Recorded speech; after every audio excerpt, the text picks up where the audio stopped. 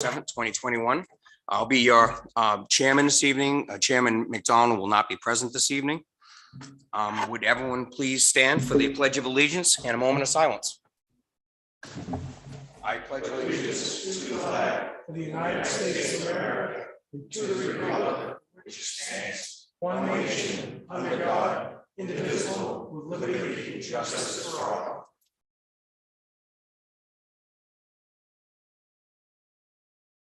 Thank you.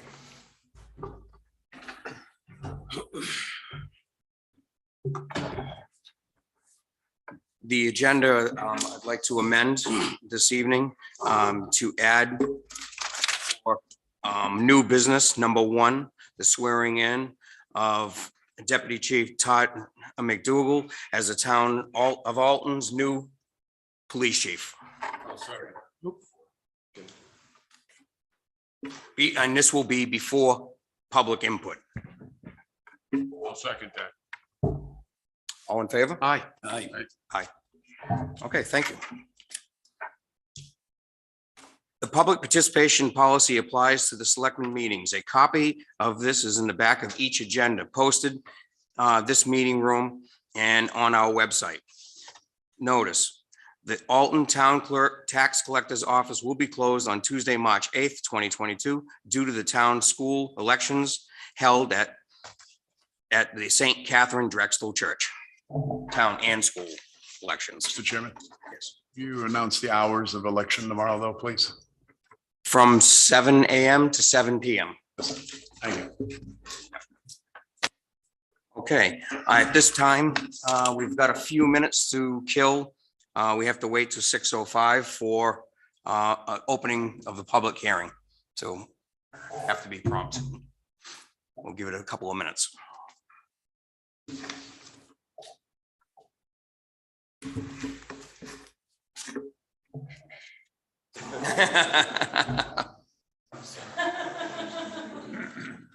So we did notice a public hearing for 6:05, just to accept some grant funding. So we need to take care of that first, and then obviously most of you are here, we'll have with the ceremony. And immediately after, we'll close the public hearing.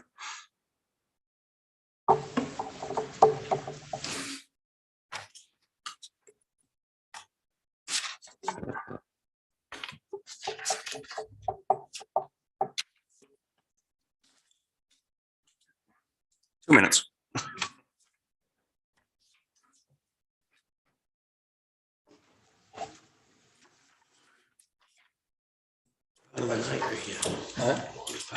Yeah, it is. It is. Hurry up and wait. Always hurry up and wait.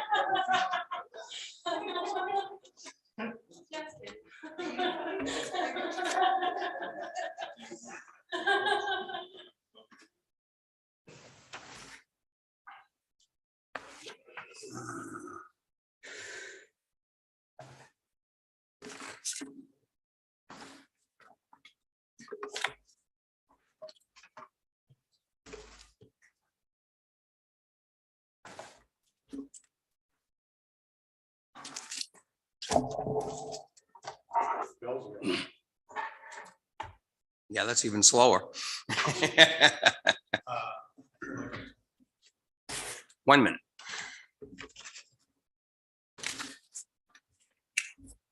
That's a 6.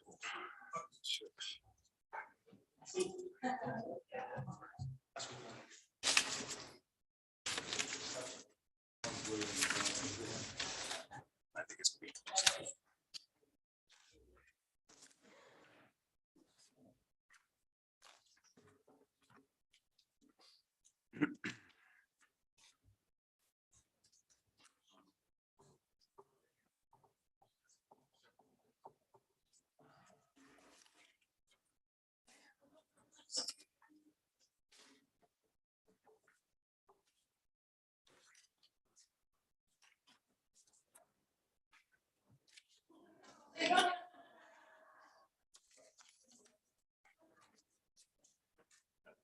Thank you for your patience, everyone.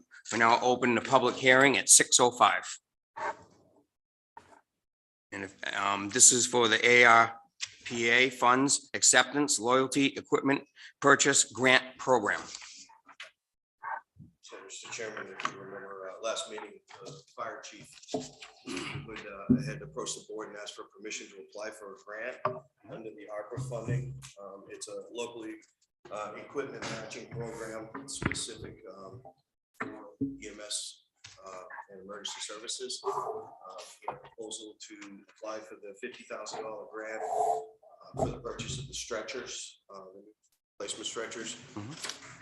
They were going to come out beyond the $50,000. So his match is money that's already budgeted for the new stretcher systems, which will become the town's match in the $50,000 program. Yep. The money actually comes, it's part of the ARPA, but it comes from the governor's Gopher Fund. It's a locality equipment fund. We've been awarded the $50,000 pending our approval. The total project to get the power load stretchers put in place is just under 60,000. We got the price down a little bit, and that 9,000 in between that is planned to come out of the ambulance capital reserve fund, or the ambulance revolving fund. Okay. That money, and we had 14,000 set aside to replace the stretchers out of that fund. So we're actually going to save It'll be money going that way towards too. Yep. And that includes a warranty. Questions? Not at this time. Okay. Any public input?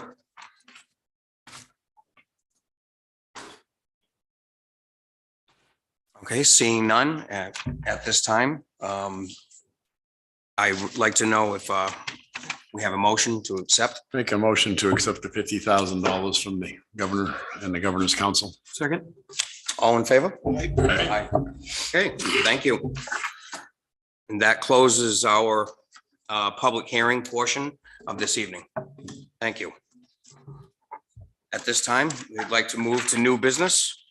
And Mr. McDougal, would you please come up?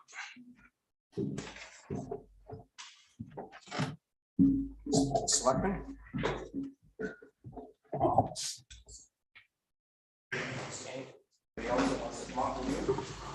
Now is the time.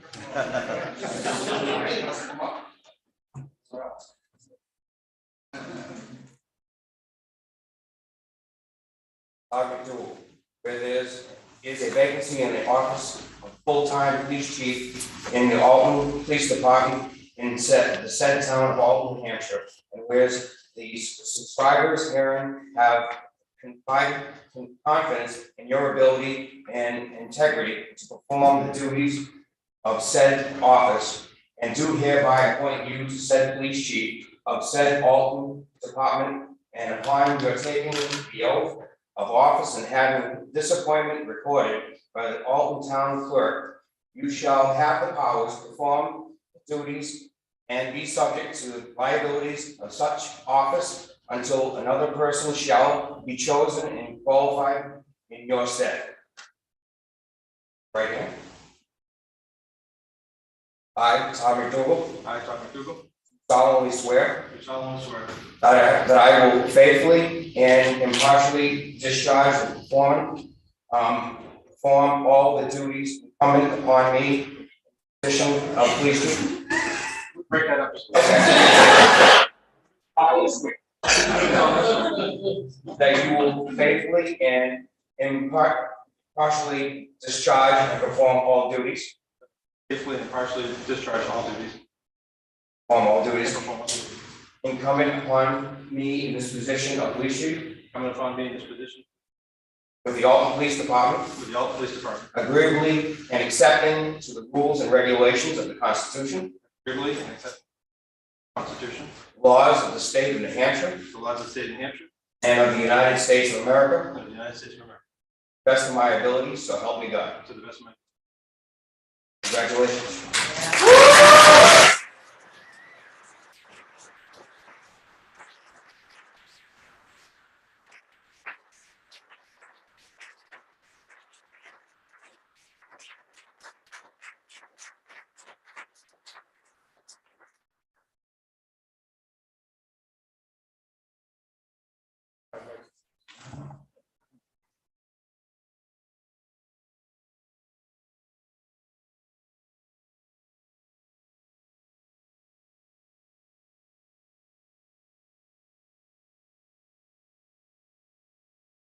Congratulations.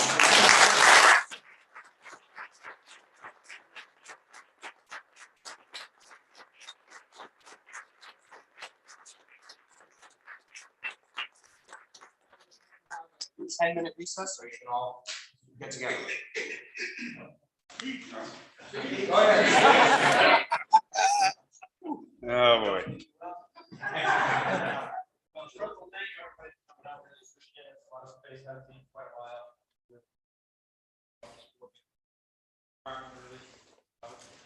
Thank you to the Board of Selectmen for extending the faith and trust in me. Obviously, as representatives of the community, that means a great deal, and also do it very seriously. We are opening up the police department, so we don't have to hold up your meeting. We're going to have an open questions and stuff with the people. And I'll catch up with a lot of you. But that's all. All right. So thank everybody for coming.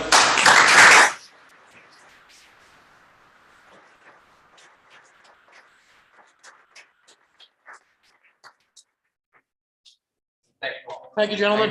Thank you very much.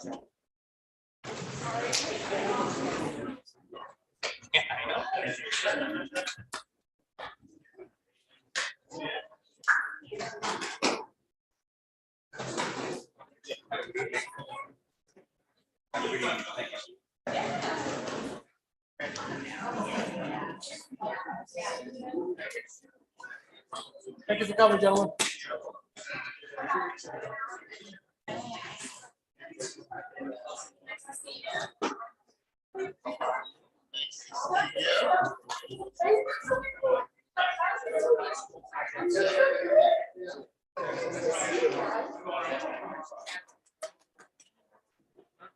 Very good Thank turnout, yeah. Very good. I'm pretty hard pressed to get one in here.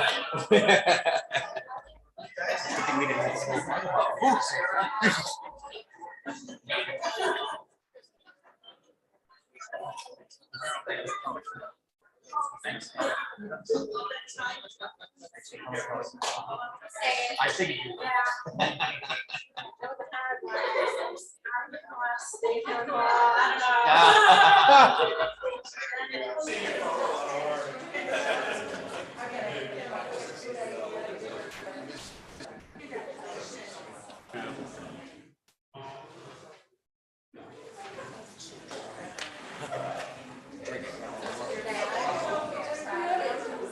So I was reading that a little fast for him, huh? Yeah. I read the whole thing. Yeah, Lisa reads it best, too. Yeah, you did.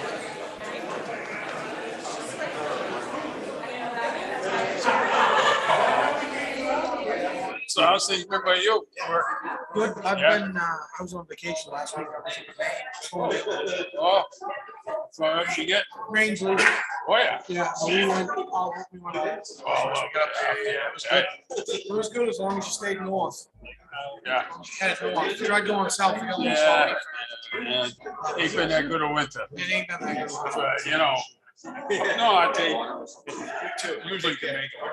Yeah, and they're doing everything they can to keep. Crowd got real small real quick. Yeah, I know, I talked somebody to mind. Ain't what it was. Right. They got water bars showing.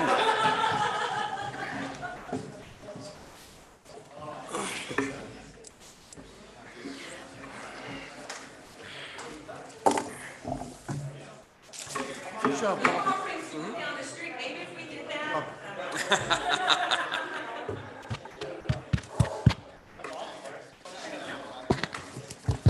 Okay.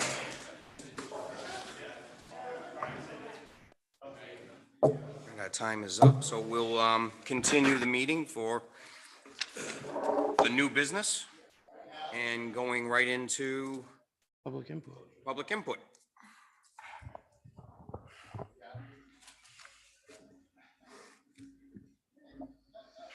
Any public input? On anything on the agenda items? Seeing none, we'll go right into new business. 48th Annual Chicken Barbecue and Farmers Market Special Event Application Approval. Chairman, the only thing I would ask that I have no problem with them having it up there, but I'd just like to make sure the well water at that time has been tested for public consumption. We just had a problem with that well up there, the old well. We decided to put a new well in. You remember right, but where it is for public, open for public consumption, we should make sure that the water is safe to drink. Good idea. It has? Sorry. Has been tested, it's on file, okay. Okay. So, Chairman, I make a motion to approve the 48th Annual Chicken Barbecue and Farmers Market Special Event Application. Second. All in favor? Aye. Aye. Okay, thank you. Okay. Second, Alton Bay Boat Show Special Event Application Approval. So move, Mr. Chairman. Second. All in favor? Aye. Aye. Thank you. All right. Number 3, Sweet Caroline Retail Table Wine License Approval.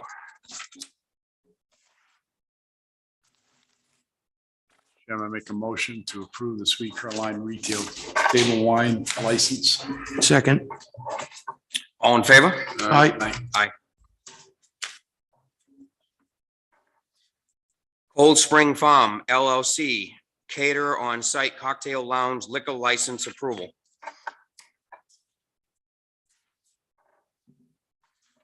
Chairman, I make a motion to approve the Cold Spring Farm LLC Cater On-Site Cocktail Lounge Liquor License. Second. Oop. All in favor? Aye. Aye. Seasonal intern job description and ad approval.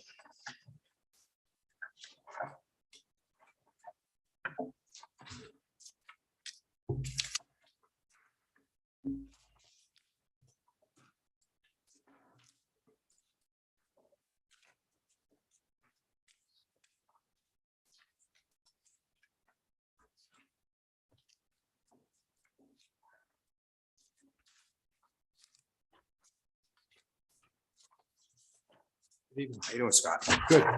After you. Just wanted to, you have the memo before you. This has been part of the budget process and is a line within the 2022 budget. Of course, tomorrow's election, of course, will dictate as to how we will proceed further, if in fact that's approved this evening, of the job description and posting for this. This will be part of the asset management data collection for our culverts and stormwater management grant.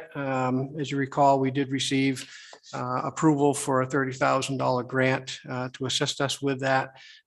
You'll further on in the discussion this evening, we'll talk a little bit about that in more detail, but this will be part of that. So this would be 2 interns. It would be budgeted to come in and do the data collection in the field. They will be supervised by public works staff and also the consulting engineer relative to, they would be trained in the proper collection of the data and input into the tablet, and as far as doing the condition assessments and those types of things. And this will be done over the July and August months. Yeah, be done during the summer. So we're looking at basically, like to try to get something out, the colleges, where I have the affiliation with UNH's engineering group. I've reached out to them as well, trying to do some recruitment that way of some of their civil engineering students that may be interested in a summer position for this type of a project. I haven't had anything yet, because I said everything was still contingent upon budget approval and also moving forward with this information. Any questions? Yeah, you said 2 positions? Yes. Because in the, on this paperwork I got, it just said position report.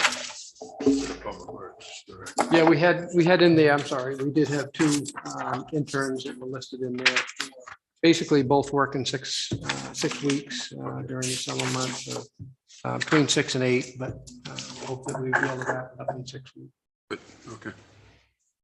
Apologize for that. No, okay. Any more questions? Do we have a motion? I'll make the motion to accept it as written. Second? I'm sorry, I didn't hear the motion. Accepted as To presented. accept it as presented. I'll second it. All in favor? I- Aye.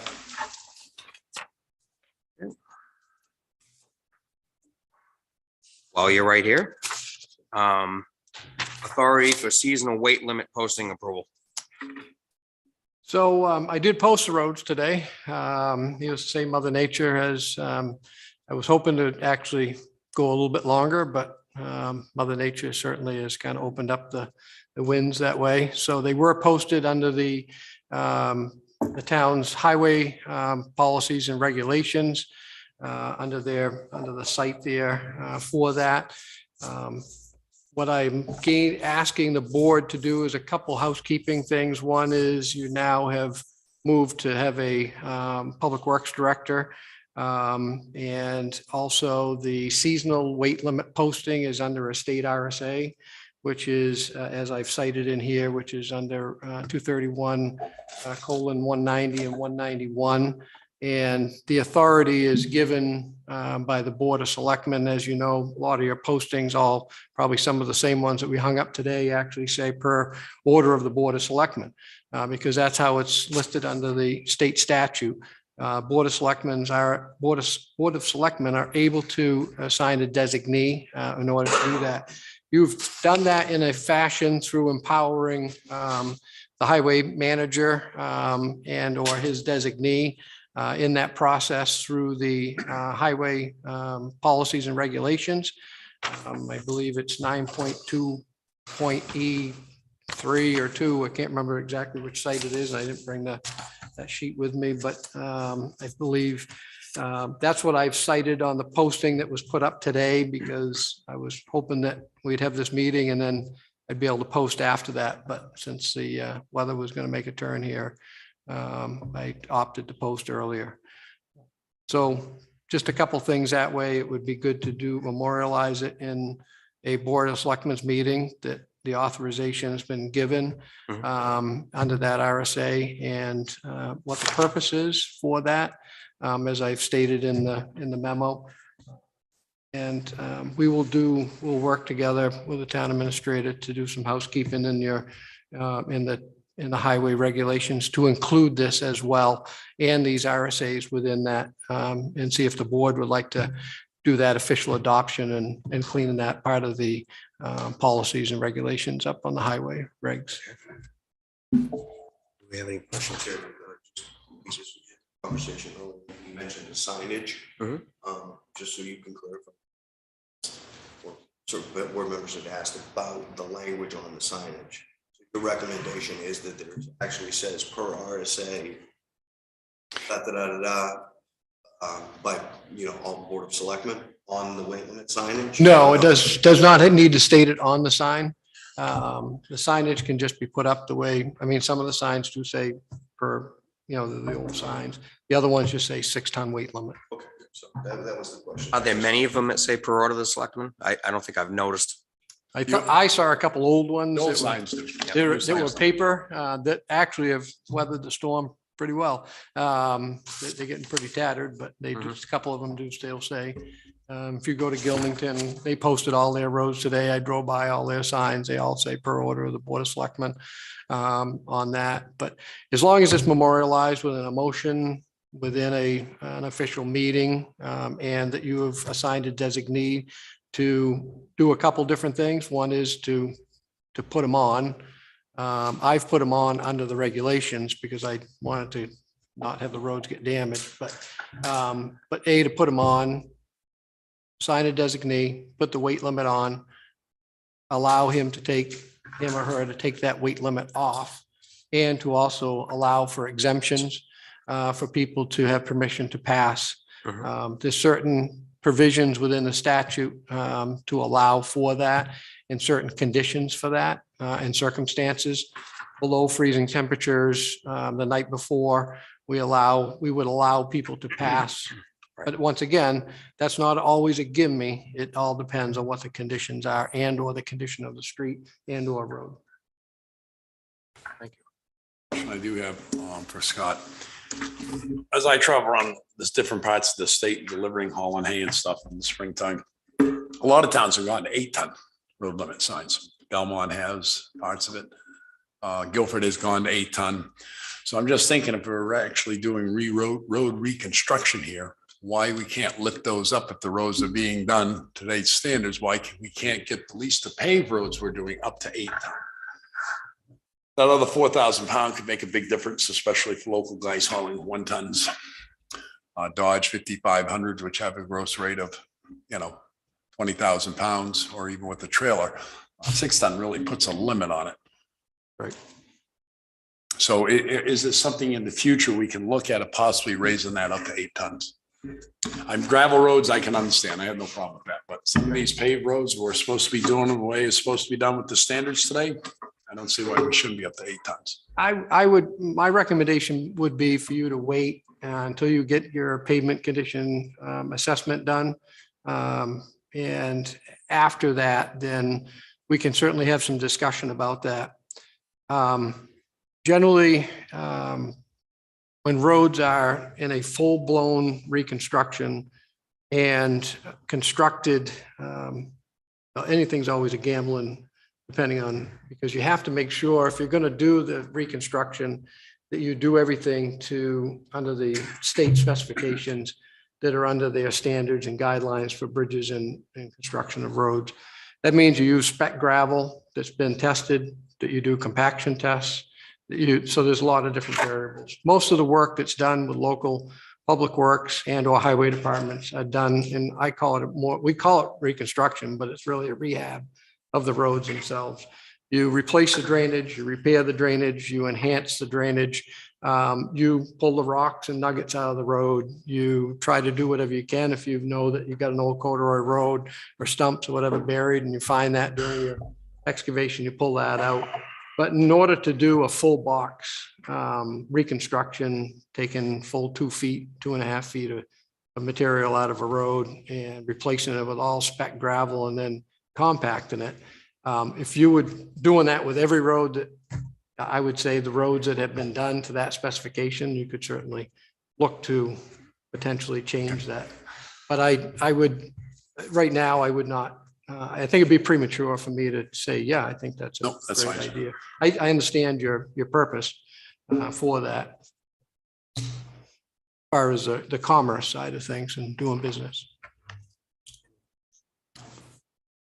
Chairman, I make a motion.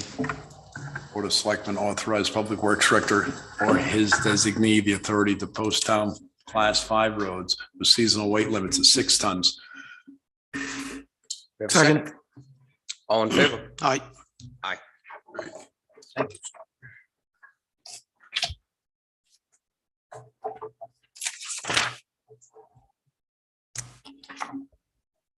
Asset management for drinking water and stormwater, ARPA funds approval.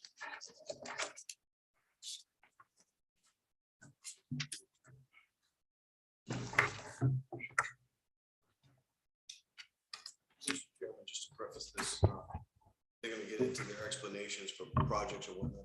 We had a meeting a week ago to discuss ARPA funding first came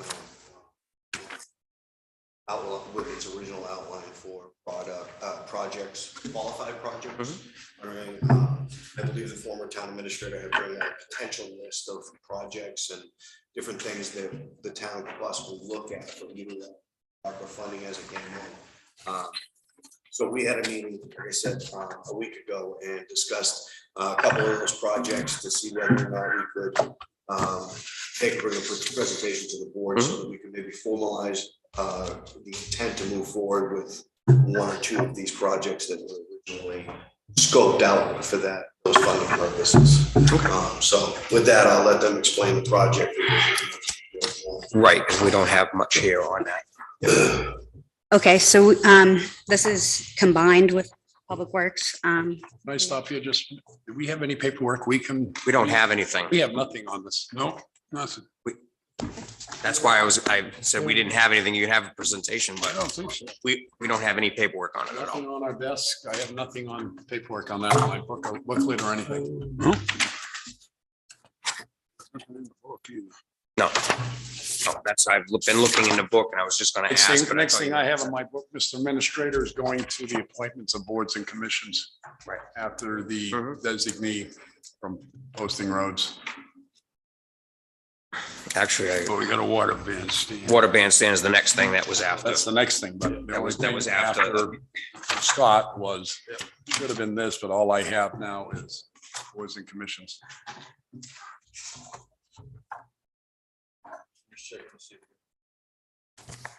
I didn't see anything else in the rest of the book for that.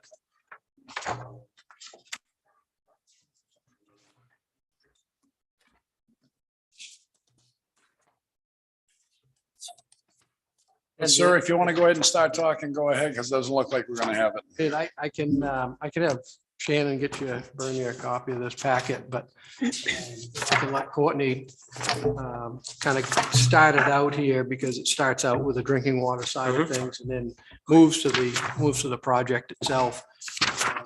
And it's all centered around the asset management process, not only for water, drinking water, but then stormwater, which is kind of a quasi wastewater. If she could make copies while you're explaining, that'd be Okay. good. If Shannon, if you could. This particular proposal, and you have to wait to get some of the ARPA funding back. It's not, this is more informational for the board to decide not for- whether or not this is an intent for the board. Oh, it still would have been nice to have the paperwork. Yeah, just didn't have anything prepared for us. Courtney, if you wanna. Okay, so basically this is to cover the asset management project for the water side that we were not able to get from the state for the asset management grant. So this has already been put together by our engineer, Tata and Howard, to put together an asset inventory with mapping and planning. They're currently working on the hydraulic model that was approved for out of last year's funds. But this goes in depth further because it's going to give us a capital efficiency plan. And what that capital efficiency plan is going to do is it's going to provide the town with how our distribution system is currently working. Look at our tank and all of our assets and let us know what kind of efficiency we'll have for the future. There's quite a few parcels of land. Most of the center of town has been developed. It's not going to get much bigger, but on the outskirts of that hub, there are some parcels of property that are fairly large, that this is going to let us know where we're performing with our tank before we move forward with the sited tank that is starting to need replacement. Let us know what we need for that, as far as, is the existing tank going to be sized large enough? Or, you know, if one of these parcels wants to put in a giant water park or like another Hannaford's or something along those lines, if we can actually provide water to that. You know, that affects everybody in the whole town because we have, you know, a fire department that needs to worry about fire protection. Does the current distribution system that we have, can it handle fire flows to that property? Or if we have to look into, you know, cisterns and wells for these people for future planning.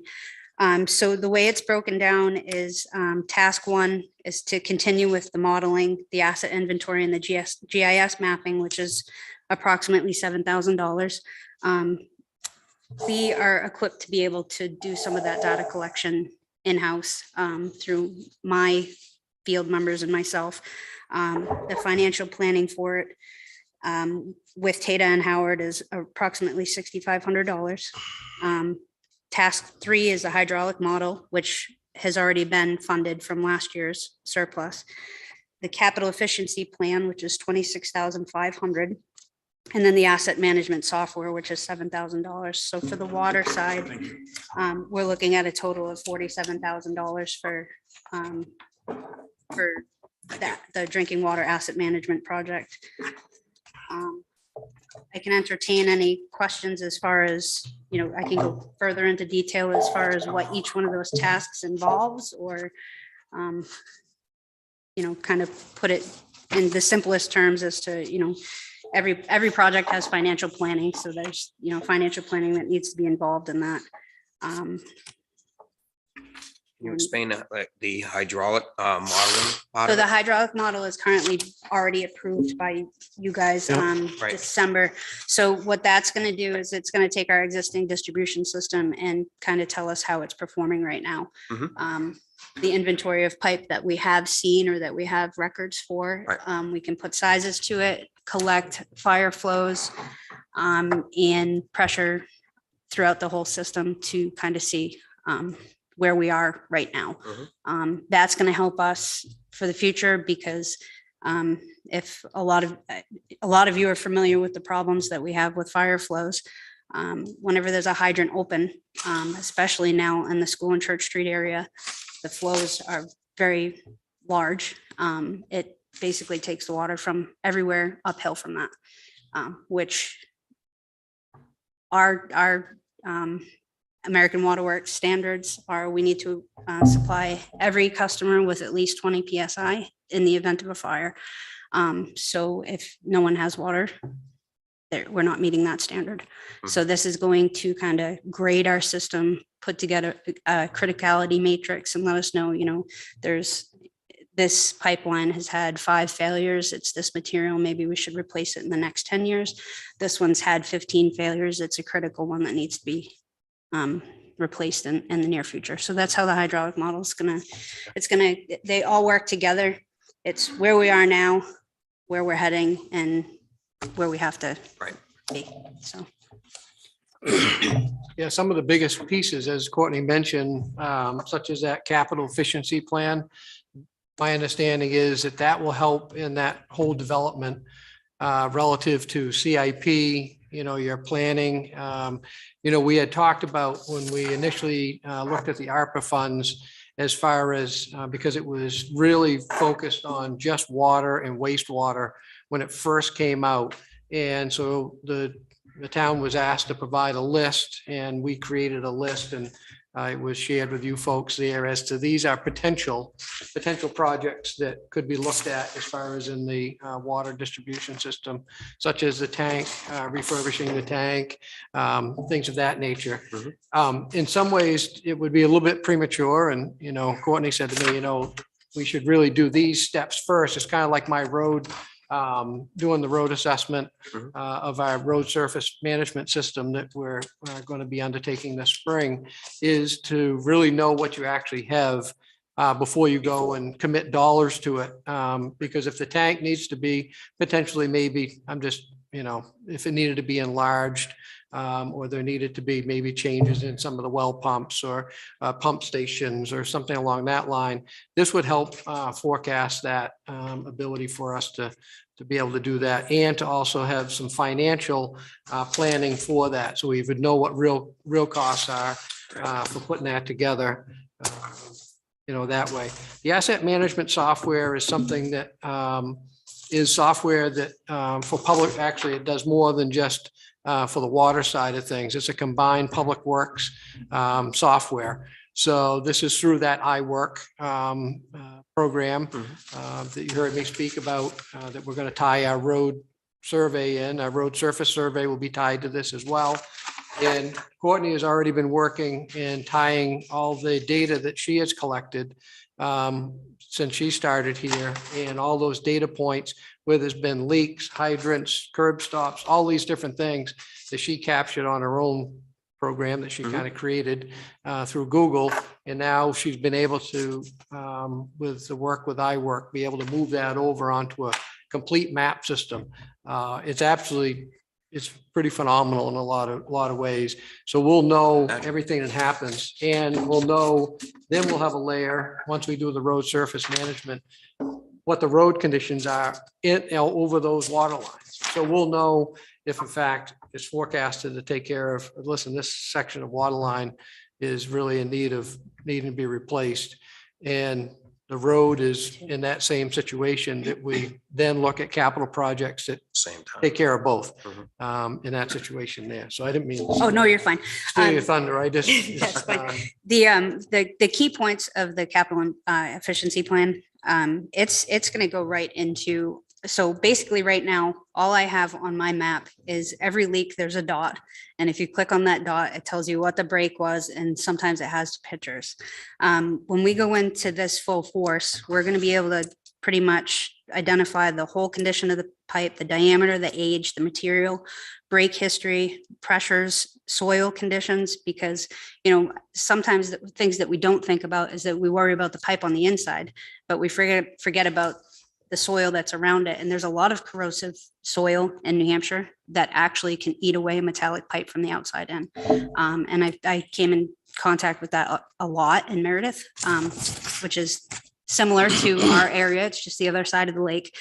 So this is really kind of the cherries on top of what I've already been working on for free. But my hands are kind of tied with how far I can go with that free software to this point. I have to go further. So I've just kind of scratched the surface, but I saved as much as I could, and I have a lot.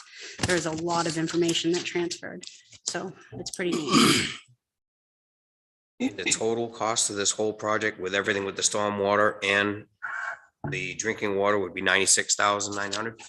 69. The total project, as far as the gross amount, is $96,000. In order to take care of this project, and we have here as well on the drinking water side, it's $47,000 to take care of that. And then on the stormwater for culvert and catch basin inventory, mapping, condition assessment, the field work that we'll be doing on that, and then prioritization for CIP report, which will probably end up taking between 5 and 10 different culvert structures that need to have culvert lines that need to be looked at as far as being plugged into CIP. The match for that grant will be $19,000. So we end up having, the combined amount there of the 19,000 plus the 47,000. So the 66.9. Yeah, the recommendation. Oh, yeah, $66,900 900 is what is funding from ARPA. Correct. Yep. And we have, like I said, the 30,000 will be coming from the state, but that's a reimbursable grant. So we won't get that money until we've completed the project. They've signed off on it. And What is the percentage that'll be refunded? we'll be getting actually on top of, in other words, we're going to spend 66.9, and then we're going to get 30,000 from the state. Okay. So that's where it That's what comes I up to thought. the 96,000 on that. I think it's once again, it meets all the criteria under the ARPA funding. And I think it's a step one in order to look at further projects down the road on the water side of things, or potentially on stormwater. There may be some hidden things that we just don't know about yet that way, but I think that this certainly gets us ahead of the curve. Any other questions? Is there a timeline for the ARPA funds that they have to be used by? So they can sit there? We haven't got the second disbursement Right. because we had already had the public hearing to Yep. accept that funding and let over. It's not like a. Right. That lapses. And we're still waiting, like I said, we won't get the second round of funding sometime. July. Currently, we have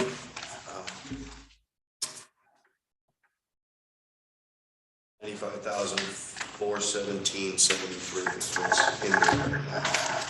And when we had this conversation, like I said, earlier presentation on the board, just a list of potential possible projects with no real plan. It was just what we could look at. So this is the next step in them actually formalizing a plan on specific projects and how, one, we would fund them, and two, how to implement them moving forward. Which is earlier, we just talked about some other projects with the opera funding that we've had, that would be allocating towards. That we talked about earlier in other meetings, that some of those sums have already been accounted We've for, already been and some of the others. Already been- So that's, we've already paid for, Mhm. out of the first round of funding, and then 96 is still, 95 It's- is still. it's still available, Still the in the balance, balance right now. even excluding all those others. Yes.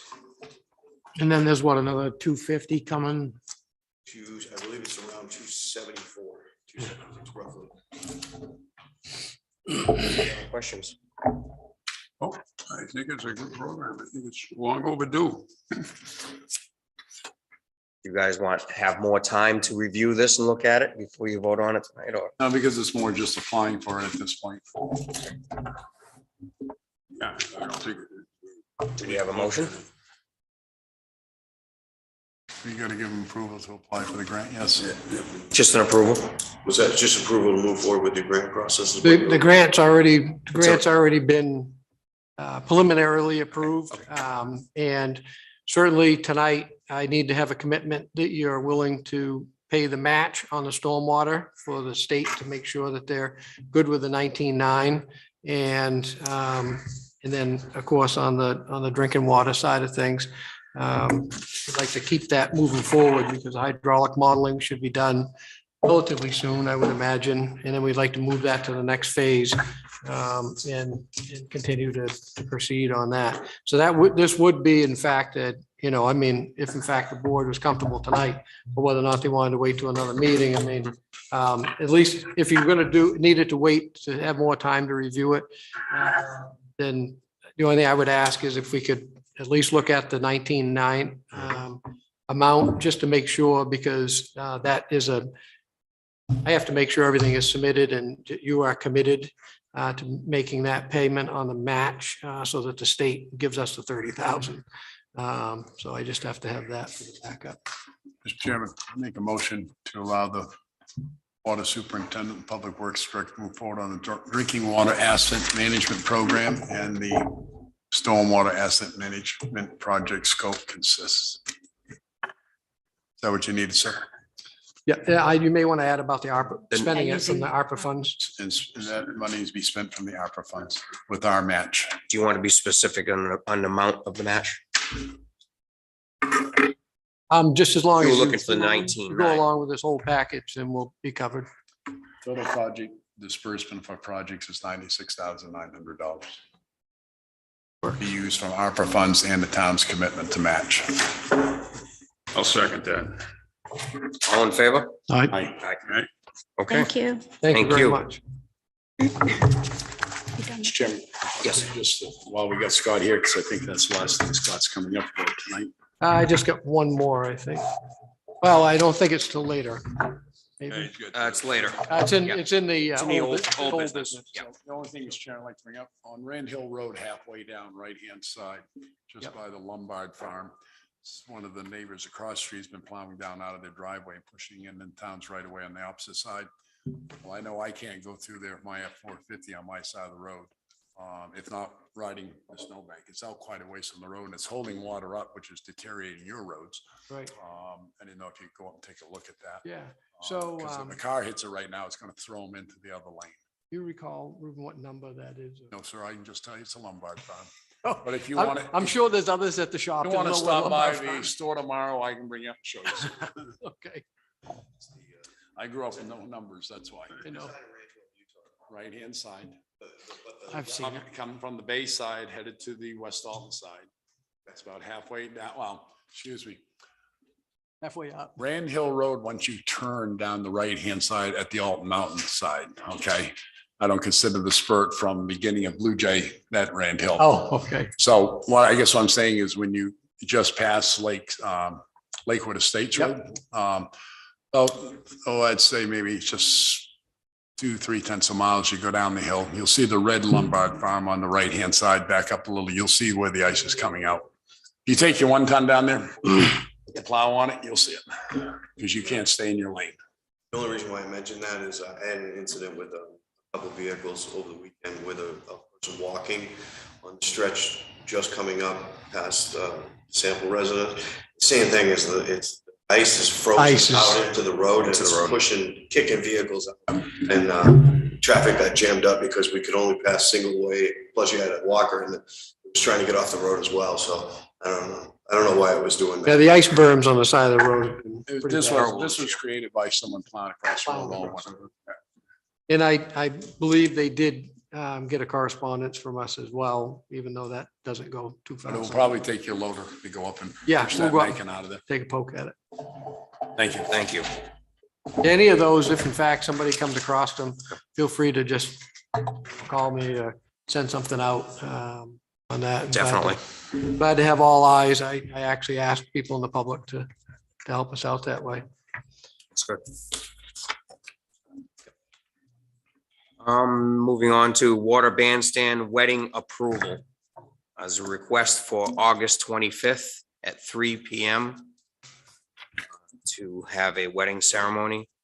And usually in the past couple of wedding venues that were there, it was a fee of $125 payable to the water bandstand escrow account. It was done before.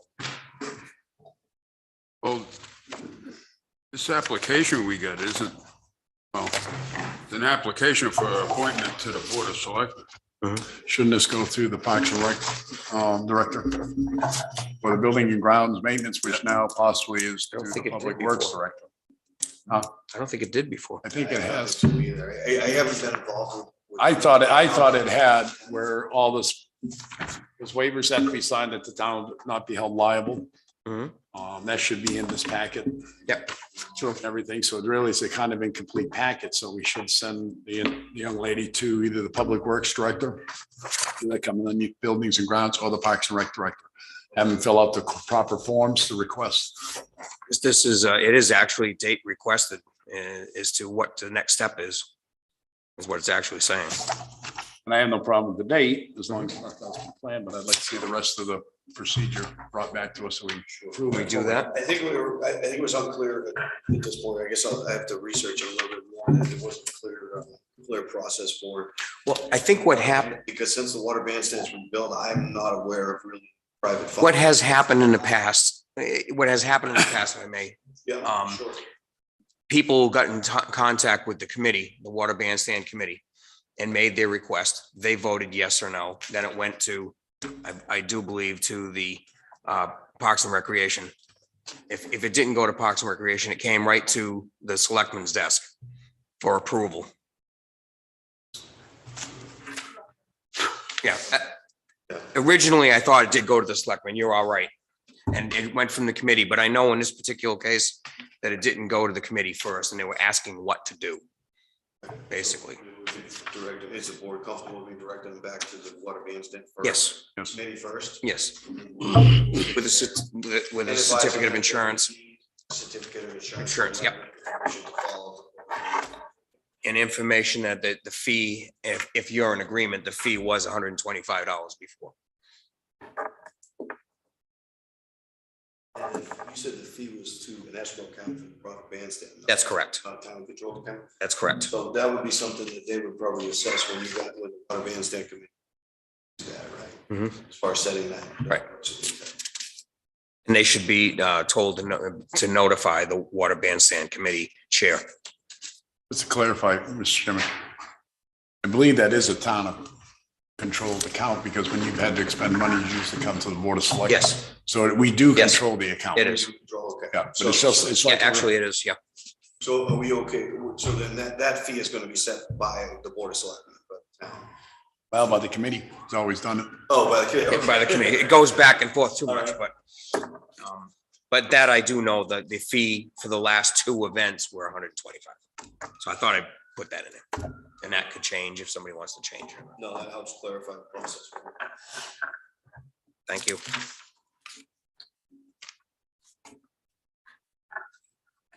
Okay, appointments, board commissions.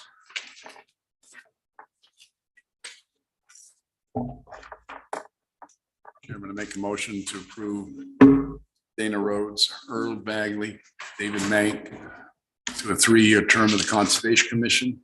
Also June McLaughlin for a 2-year term Old Home Week Committee.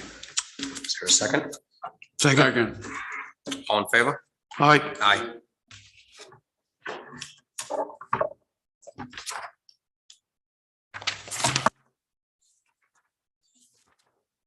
Okay, moving to old business.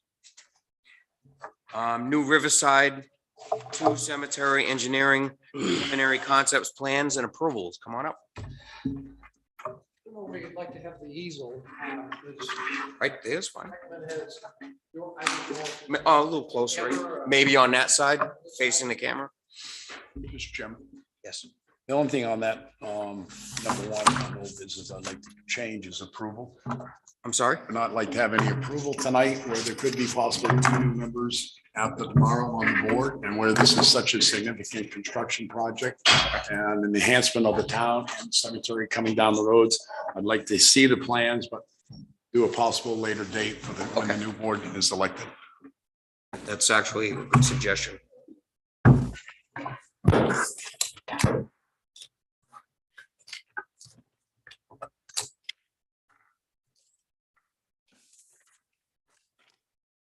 So I'll just, while Dave's pulling these together.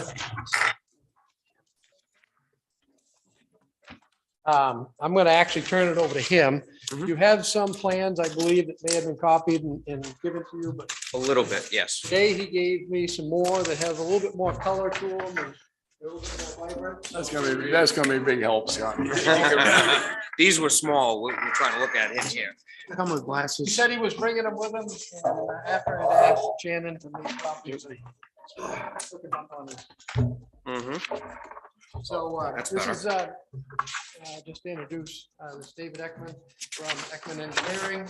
He is the consulting engineer that you hired for the project. How you doing? And Good evening. Kelly and Jim is the second, of course. How you doing, Jim? And have been involved a little bit on the preliminary side of things. And we have met with, did meet with David in October, I think, kind of get caught up, he completed the survey. And at that point, I think, and done some other preliminary work. We did provide him with a little bit of feedback from what we had seen. No, that's fine. Kind of stand Go ahead. there talking, but That's fine. I want to turn it over to David to kind of go over his concepts and put together here. We did talk about a few different things. First of all, making sure that the site, try to stay within as low a cost as we could, but maximize the efficiency of the property. He'll talk to you a little bit about the alteration of terrain and permitting and the design as to how we put it together, how that stays under some of that threshold. We had talked about in our preliminary conversation with him, a couple different options relative to columbarium location where it is currently now and then relocating it. We had talked when we met with him about maybe moving it up back at that point. And he has in his concept, just moving it over to the, a little bit over to the side on that side. So he'll kind of go over that with you as well as far as that. And then he's also had a landscape architect working with him, which I believe. No, actually, that's someone else in the office. Okay, but he'll, it's on the print here as to who Okay. works with, put some renderings to this as far as plantings, the wall design and a few other things. So, David, I'll let you go ahead and Okay. kind of walk the board through it.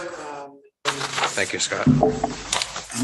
No, just a little background, this hit right, kind of COVID hit right in the middle of this, so Right. I do apologize for, it's been a little bit.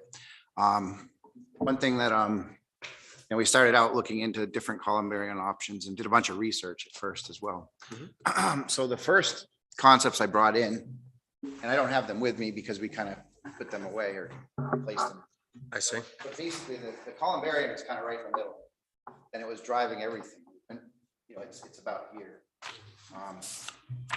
And it just didn't really work that well. We had circulation problems getting around it. And we weren't under the 100,000 square feet for the AOT permit, which is quite a process if you go through it. We did bring roads up to the upper area.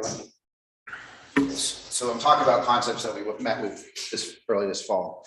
So basically, we had up in this area, we actually brought roads up in and had different areas for grave sites up there. Well, then we had some good input, we had a good meeting and, kind of revamped some things and decided that we could move the columbarium. So that way, we kind of keep the same pattern, which is very, good for space. It optimizes the space and it works out well. And then, and one thing that I guess I'll introduce it now because the landscape architect wanted me to. As far as been to some seminars and things, which is not always good, but it can be good. There's a system where you have trails or ashes. You walk along trails and you have either boulders or you have walls. You can put plaques. So as far as the secondary columbarium, now this is a formal one. It was a military, I believe, for the flag, kind of a formal columbarium. There's another system where you walk along trails. This is what we were thinking for the expanded area. Now the grades go up very, very steep there. It'd be very costly to put roads up there and try to do traditional grave sites. So the concept that we kind of went with for this meeting, and it's totally up in the air, was that in theory you could have trails and you could set up areas with either fieldstone walls or like little with plaques. You can put, there's several different ways to do it, or you could just put markers on the ground. If you were going to have like a permanent, where you bury the ashes in a small, along a trail in a scenic area. It's very beautiful up here. You get up high, you can see. So that was where we had to do a secondary columbarium area. And that's what that was one of our, just an option, like I said. And they do this at, I think it's called Mount Auburn Cemetery. And there's different places that do this. It's a tried and true system. And landscape architect John Sullivan is very into I'd like to see some pictures on that. Yeah. And how that's set up and what these trails go through. Yeah, it's very flexible too. You can make like granite areas with plaques. You can leave trees. You can put boulders and little short walls. And sometimes people just sprinkle them, but I don't know how that works within your system. As far as this columbarium, basically we shifted it over and it fit like kind of this little alcove. There's a little area here that we could kind of fit it nicely. We did have to have a retaining wall, but that retaining wall could have more pockets in it. I don't know if you've seen the columbarium that's out there. Yeah, so this retaining wall could be full of pockets that you walk along, basically adding some more sites. I need it for holding up the grade in the back, but on the front, it's fully accessible. We kept it very flat too, so you can drive in. It's 3 spaces. We figure they're more or less handicapped. Somebody could come in, it's 2%. Right. There's a sidewalk here with granite steps that come up to a platform, kind of similar to what you have, just shift it over. So that concept, I'll get more information on that, but that's something, like I said, the landscape architect wanted to throw that out there as a dart and see if you liked it or didn't like it. It's something to consider and look at. And it does fit the terrain pretty well. Like you can get a 5% trail by kind of cutting across the slope, and it would, be pretty natural up there. As far as grading, I was able to more or less match what the existing is and go up. It's a little tricky. I had to fill a little bit along the road, so that wall ends up, filling up just a little on one side. And I have in the plan set, which I'll look at after, I had a couple wall types that match. And I didn't know if the town had access to the wall that was built before, some kind of details. I have a detail that sort of matches it. But I want, the idea is to be consistent, the new phase with the old phase. Yeah, and as far as landscaping, he's a landscape architect. He wants to do a lot, but he knows maintenance is a big issue. And so we tried to, they're 75 feet apart. And these are street trees, he calls them. They're basically hardwood trees. They walk under. And you had one arborvitae or an evergreen in the middle. Some evergreens over here. I wanted to do a little more, but and these are wildflowers. So one of the things at the meeting was we wanted to be able to mow the slopes to the extent that we could, but to keep under the 100,000 square feet, I started out with like 4 to 1, which is you can mow even 8 to 1 a little bit in the flatter areas. But as you got up in the back, it gets to be 2 to 1. And so the concept was to plant it with wildflowers, so that it's not low maintenance. In other words, it looks really nice and you don't have to do a lot of work on it. Just looking at this to see. So yeah, so this wall was intended to match the existing.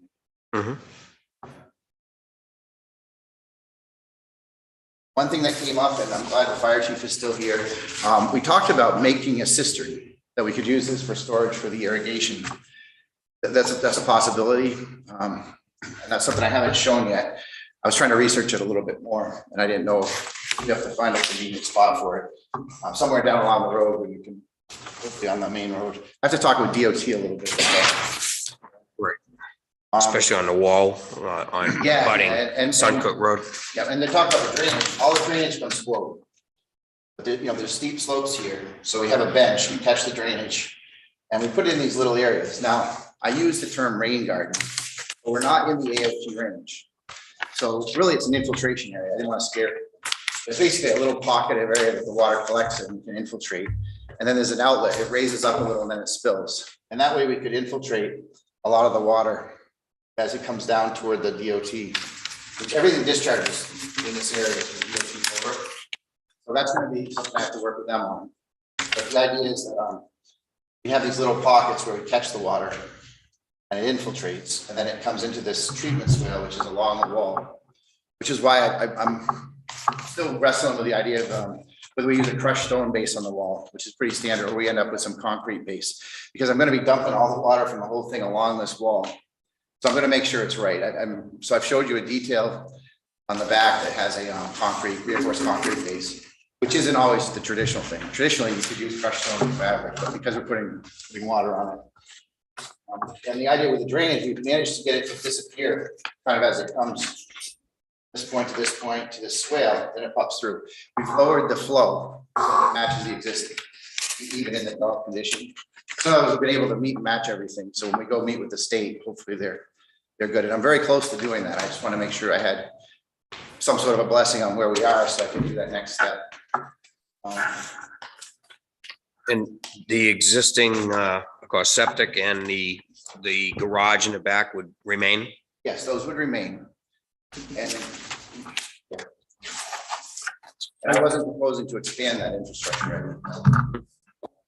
Now, initially, our original concept, we had the refrigerator vault, and we tucked that in this area. There wasn't a real push for that. Matter of fact, that was, we were talking about not doing that anymore. Because it probably wasn't needed. We got rid of that. Not necessary. About the cistern. My thoughts is somewhere down in here, we put the cistern where we could get access close to the main road for the fire department. And we make it big enough so we can, it'll refill itself, and so we can use it for irrigation. In other words, we'd never drain it down too much. It'll fill itself.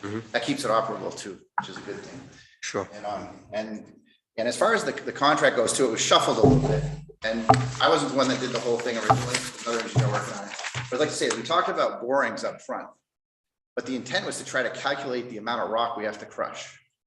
And I reached out to the geotech, Harry Weatherby, who's on, GSI. I mean, I didn't think, so the best thing to do is the test pits instead of borings at the end, something that would save us some money, and you can do it yourselves. Because otherwise, we're just going to try to predict where the rock is. Doesn't matter, we have to remove that upper horizon. So it was kind of, in the proposal, we talked about doing the borings. It didn't make sense to me. Let's save the money and do it at the end. Now that we have grading, we know where there's cuts and where there's fills and how deep. So we can, it's much more cost effective. And there's no point in knowing how much rock it might be, because you're going to have to sift it anyway. So you're going to have to sift it through. There's a lot of boulders and cobbles, and those will be crushed, and you've got a pile back there already. Second thing was we brought in a wetland scientist, only because when we surveyed it, there was a pocket area which was starting to grow wetland vegetation. It wasn't considered a wetland at that point. So with a little bit of grading, it can go away. But we wanted the wetland scientist to make the decision, and he wrote a letter, which we provided.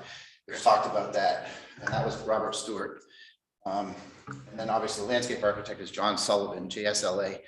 He's a very good guy. And like I said, he's pretty creative, and he's hoping you like that idea, but it is what it is.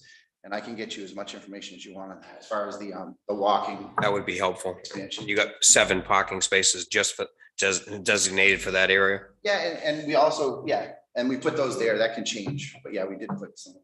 And they can park on the lawn area too. He wanted to, his idea is he has this vision of people coming and then walking the trails to see their relatives or whatever. And then down here, it's more formal. It's like a flag military style. And we kept a little bit of parking just so handicap could access could be there a little bit. Also, the drainage all comes forward. We can take a look at the set as well. Dave, That rain garden area you talked about is where the well is. Remember, we Okay. talked about testing the well? Well, to be honest with you, my surveyors didn't find it. And I asked It's another guy. in plainly town. marked with a stake. It is now, okay. Oh, it was. I was gonna ask about that well. Yeah, well, Yeah. we can shift some things around. Which one is it actually? If you could just, See where you got the columbarium now? yes, Over to the right a little bit and down. okay, so in this. Yeah, area. I'm a little bit higher than that, right about in there. Okay, no, that should work for us. We'll work that out. And the idea, the well is gonna be capped off and it would go to us, if we do cistern, that will feed the cistern and the irrigation system. that will supply. And we will have to have some kind of electrical in that area. We talked about having that tapped into the other system too, to feed either way. Okay, and we can work that out. One thing about irrigation, usually that's toward the end, and that's the other thing, the contractor was a little flipped around. Like, we need to work that out once we, and we will do that. As the design kind of takes shape. You understand, like the borings as well. Like, if you don't know where the cuts and fills are, what's the point? You could be filling 4 feet, in which case you don't need to do anything. And that's where we are now. I think, we iterated this and we ended up raising it a little here so we could keep a 5% cross slope, which is what we need to do. Right. For people to walk. I think it kind of worked out. It worked itself out. Originally we had roads going up here and things, and we kind of consolidated it. And again, so the AOT permit's quite extensive. That would take 90 days to get, costs a lot of money to do it. Wasn't in our initial scope. And that's if you go over 100,000 square feet. So we're right at 98,000, like 880. And I know the person very well that wrote the rules. Amy Clark was one of the people that worked with Rich Mock. And she said, I don't care if it's 99,999 square feet, don't come to us unless you're over the limit. They're not looking for extra work and extra applications. So as long as we work with them, one thing to understand too, which is kind of important is, another project I was working on, they had ball fields that were all sagging and settled. That didn't count. We did like 5 acres of field. They can regrade them. They're in the topsoil. They were just working. It's AOT. When you start digging into the ground, getting into the natural soil, that's when it. And you will be doing that in this area. But like these trails, we're trying to match. If we did it this way, it would just be walking along the existing contour. Maybe a little bit of work, but nothing that's really going to be considered excavation. So My question for you would be, you talk about the cost of doing things. The cost of moving that equilibrium is going to be expensive. It's not going to be cheap. When you have to also notify the family that you're going to move it because there are families, loved ones that are in there. yeah, I was concerned at the beginning. So my question is, there's no way to go around that and make it within the aisle? Right, we did. Because there's more than enough land on the left-hand side of that when you're looking at it, near the well.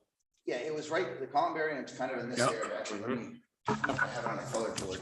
I got it on the small sheets. Maybe I can come down to, I'll come back to this. So my main concern is moving that. There's going to be a cost involved moving that, notifying the loved ones.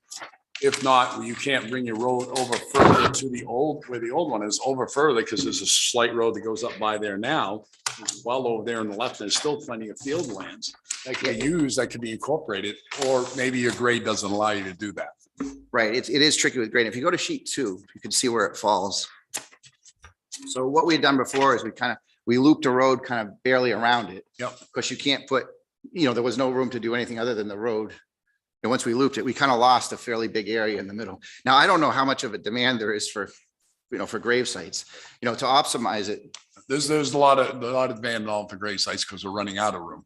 Right. Your trail system looks great because that is becoming more and more popular. Right. Especially on private lands, it's becoming more and more popular. Yeah, it's tough where it is. Like I said, I had done concepts which I could dig the old one out where we worked around it. But what we're doing is we're lifting the grade at the bottom a little bit along that wall, along the road. And then we go up at about 5% to blend with the other side. And it just changes everything. Now it would always be I could make it work, but it would always look like it was made to work. It wouldn't be real aesthetically pleasing, I don't think. And you do lose a pretty big chunk because that's, there's like three rows up through there. You're losing, probably at least half of one of them. And again, you're building more road and getting less spaces. Like I said, this was a big thing when our meeting in the fall. Yeah, the idea of moving it was possible. Like I said, I feel that the design improved a lot, but yes, it is. I don't know how much it's utilized either right now. Right, and then not much because I wouldn't want my loved one put in it. Because there's very poor access to it. Yeah, and I think like I said, I would, after looking at this quite a lot, I've spent, 100 hours or so. I think it is best to move it, and I could show you more if I prepared more for that with the grading. I could show you the old concept and how it really did affect, it It pushed looks like everything you're around. moving it over about 40 feet, Well, it's a little more than according to the that. scale. Yeah, it's, I mean, I'm talking about from edge to edge, if it's center to center. yeah, it might be 60 or something, but 60, to the, center to yeah, center. yeah. And again, it's kind of, it's got a flagpole. If you picture, it's like a patio Mhm. with a flagpole, and then it's fairly easy to move, I think. I mean, some of the costs, we can work on it. Like we did this, obviously, we put some granite steps, we put nice, and I don't know, maybe you don't want to, we can work on numbers. No, it needs to be aesthetically pleasing. Yeah. I don't mind that, but when you start talking about cost, doing your borings and doing stuff like that. Well, I would this- say This, even, this is gonna be, this isn't gonna be a $2,000 bill. No. This is gonna be closer to a $10,000 bill to right, absolutely. move that. Yeah. And the notifications that go out to the families. Plus, not to mention the old trustees that might come down and beat us over the head about it too. So, I'm just asking, I'm not saying I'm not in favor of it. But now that you told me you moved it over 60 feet, I know where you're using up more of that land. Was like That's to it's the like a left of corner there, that kind of dead space. Yep. And if I go into it, I can't really get that many grave sites anyway. It doesn't really, How many in And the, you're close to the shallow well over there at that point too. It's actually, artesian it's in well. an too open far area. from It's it? an artesian. Drilled well. I Yes. thought it was a regular shallow well that came off the side of the hill there. No, it's an artesian well. Is it? Yeah, and I do apologize. When we did the topo. I we never didn't saw exactly hit it. where it was. Yeah, it's just off to the left of the existing road, probably 3 or 4 feet maybe. In the trees? Yeah, where the Japanese knotweed is. Which we will have to deal with that as well, which Yeah. unfortunately, there's a special detail sheet for invasive species that DES requires you to. And the patio part of the columbarium is gonna need work anyway. We were gonna do it a couple years ago, but with everything going on, we decided to wait. Because that's gonna have to be redone. So, because there's weeds that come up through it now. Right. Yes. Overall, I like the concept you put before us. I do that. It's not that I wouldn't approve it tonight. It's just that I guess I'd like to study it more. Plus, we have a We new need some board time on that. possibly. And I can do after- numbers. Like if you're good enough with it, I can work on some cost estimating. It's Definitely hard. would It's like hard- to, I'm sorry. It's hard to see for me because we could have a whole new board tomorrow, after tomorrow night. And that's not fair to a new board that's coming on the day before election. Right. Or possibly, we don't know what the outcome will be No, and I'm- tomorrow. Yeah. So- I'm an engineer. I've had 3 meetings. You're the highest priority, by the way, because it got too long. I skipped 2 other board It's been a meetings. while. And yeah, I know, and it's my fault. I mean, COVID, It's been a little while. it's not excuses, but the facts were, it's interesting. It's a fact. And what worse for us was this fall, after I met with you guys, all of a sudden my whole office was empty for 2 months. Mhm. It was like 4 kids in school get it, then the parent gets it, they can't come to work, and then all of a sudden it's like, it wasn't so much having it, it was all the delay. I think it would be nice to see some elevations.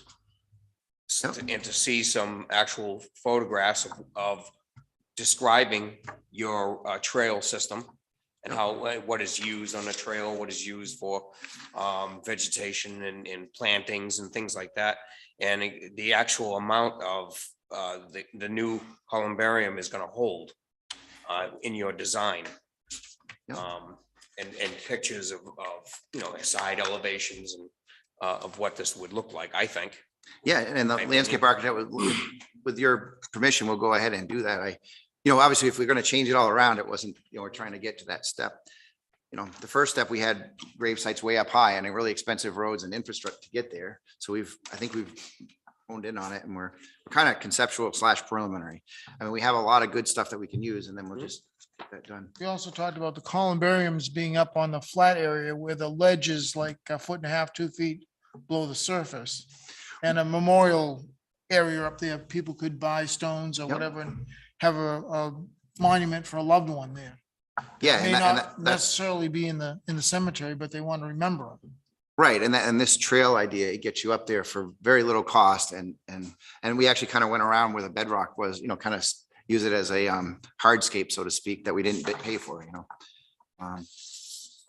And then to come, so we're gonna do test pits now that we have grading. I think the grading, I mean, it pretty much is what it's like. Basically, you have, 10 pounds of potatoes and trying to put them in a 5-pound bag. We really worked it hard to get what we could get. And And I'm pretty sure DOT will be happy because I was able, and when I said rain gardens, like some people get the wrong idea. I'm not trying to spend a lot of money. It's just a depressed area. But you call it a rain garden, that's because we'll plant a few things in it. There'll be a little pocket with some stuff in it. Yeah, the driveway permit is a type 2 business rural driveway permit, 24 width and gravel access. Within 10 feet, it's got to drop 10 inches. Which I did go down. I went down. And if you look at that, it says proposed ornamental wall on sheet 2. Yeah.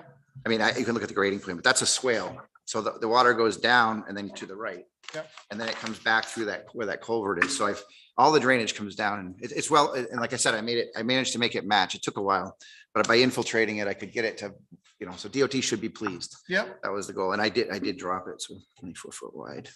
You already have the permit then? I've got a driveway permit Great. from I 2008. 2008. I'll dig into that and see if I need to meet with the state over the drainage as well. So, and the wall.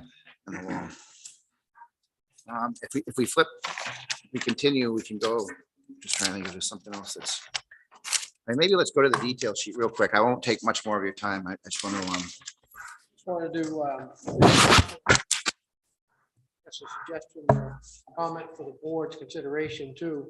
The landscape architect did a lot of work on this. I've been involved in maintaining cemeteries and hopefully Jim probably feels the same way. Is I'm not a fan of trees in cemeteries unless they're in areas which are not going to be utilized for having actual burial plots.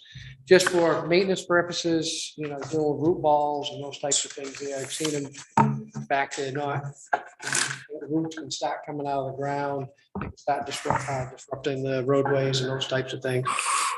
More like if in fact it was going to be any plantings, maybe potentially if in fact the board felt that they would like to have some plantings, that they'd be more of a bush or a shrubbery type thing that can be manicured and or maintained versus, you think about the leaf cleanup and along with them.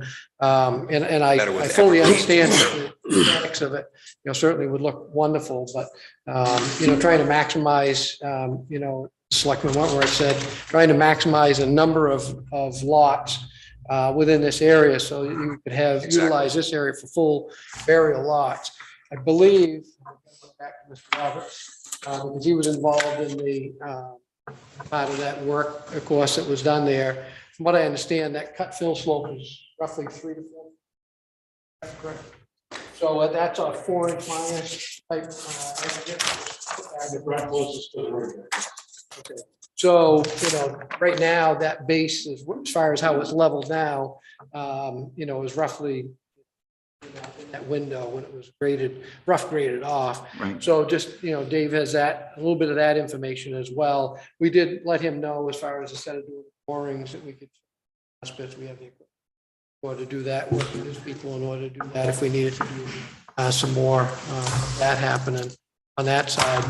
I think that, as far as the location for the columbarium, there's no doubt that probably that move to that location is probably would be less expensive than it would be to move where we had talked about into the rear of the facility. Plus, people could still visit it during the winter months because it'd be easier for the staff to maintain down into that area.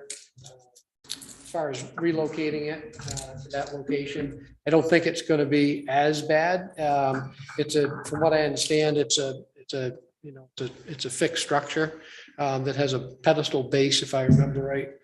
So I think it probably does come apart and then it sets over and can be reset. And it definitely does need to have something done to I think you had in your proposal, putting in pervious pavers. Yes. Down around the whole thing and, needs to be installed correctly that way. So you don't have to be dealing with that. My concern with it being over there, the well is over there and we may need water storage at that site.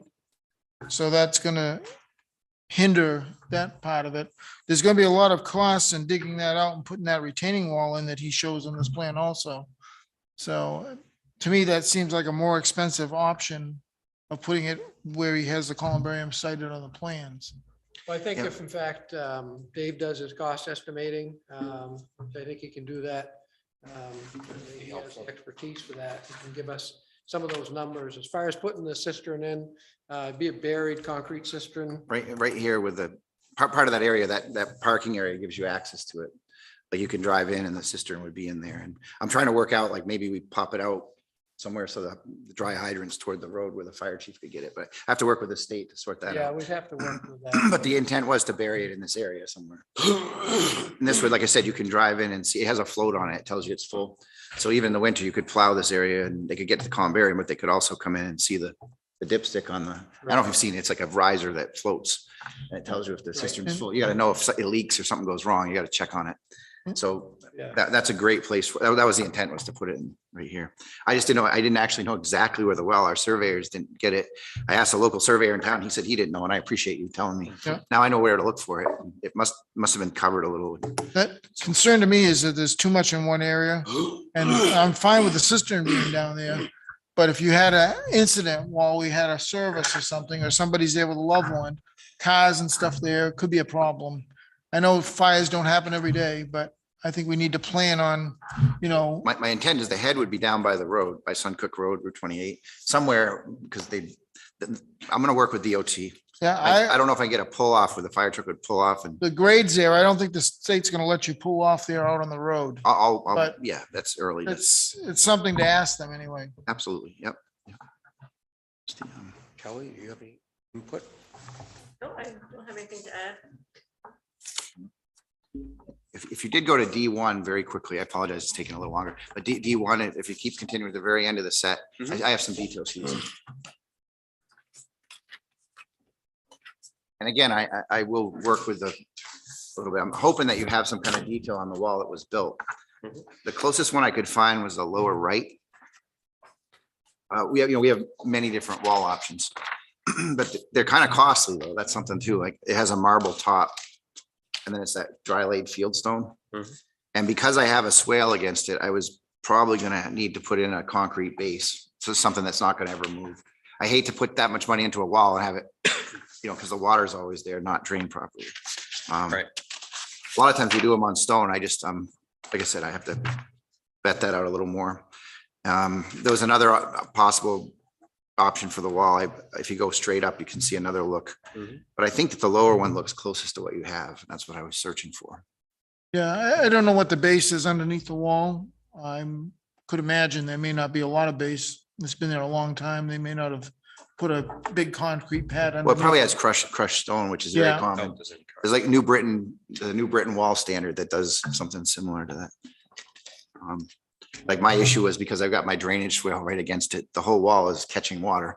So I think we probably need something solid, which again adds a little cost, but you don't want the wall to wiggle. So, but that was just something that I'd like to have the town think about as far as what kind of wall. I can design, whatever you want. Want it to look great. So, and again, if you had a detail of the previous one. Yeah, I don't if there's think there's any any records. plans. Okay, on the okay. re- I haven't seen that. Yeah. Because we wanted to match the previous wall as Okay, close as good, we good. can. And that's this one is the best I could come up with from my information I have. Okay, very good. That was that point. I just. Thank you. Thank you. Any other questions or anything?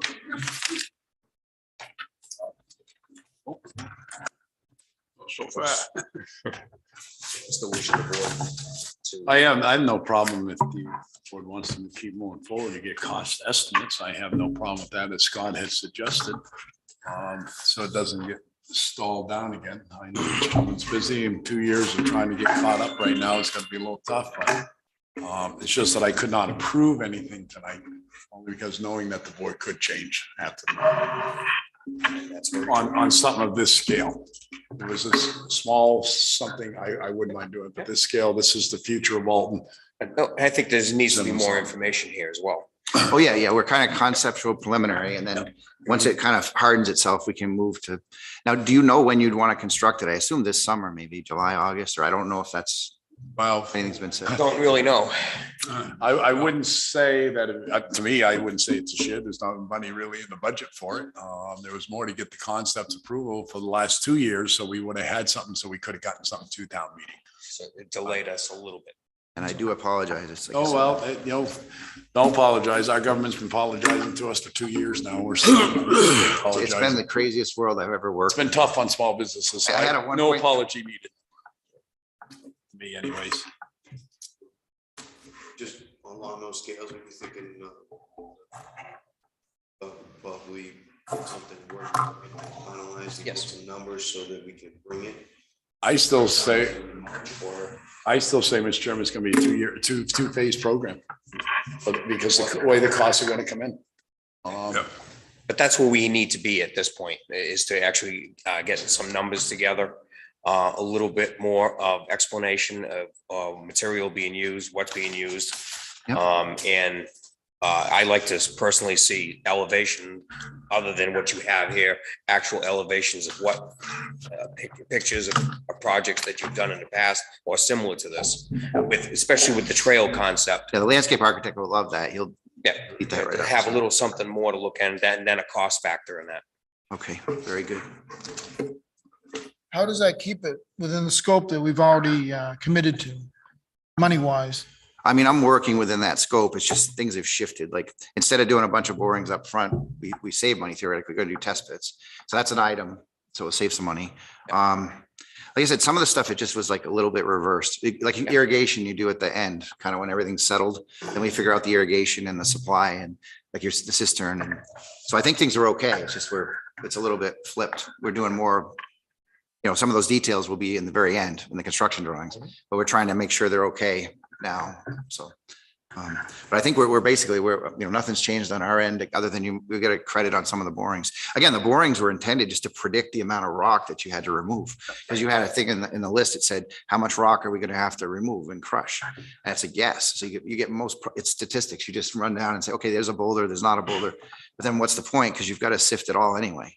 So that was the geotech. I brought him in just to confirm it, and he can write a spec on that. He said, what you need to do, which basically is just dig it out, sift it, and take the cobbles and coarse gravel cobbles and boulders out of there and crush them and hopefully use them for, maybe if you use them on site, you can put them in these infiltration areas as the crushed stone that goes underneath. So, Okay. very good. Well, thank you very much. We thank you very much for your time. Your explanation. Thank you, Kelly. Thank you. Jim. You're good.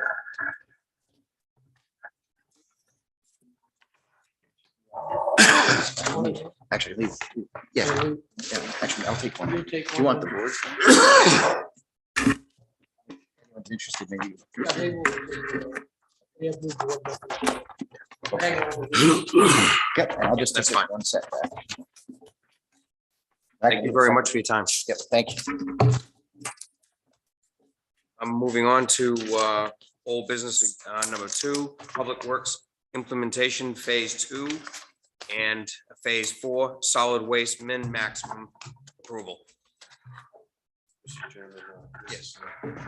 Fall back in. Mhm. Phase 3 and also Yes. specific discussion. Position, but part of that phase was, implementations of the changes to the position, which is being outlined here tonight. Okay. Sorry, Scott, I thought you wanted to follow it, that's why I was kind of prefacing No, the no, situation. no, I appreciate that. Thank you. What would you like to add to that? Yeah, I just wanted to go through, in the memo, I just kind of, once again, with the board on the 19th, adding in that phase 4, which included the solid waste, based upon some of the revamping we did with that job description of the facility attendant, assistant director. And looking at that whole piece, I did meet with Scott, the director, following that meeting, and we kind of went over everything. We discussed staffing, we discussed rates of pay of the staff that in current situation down there.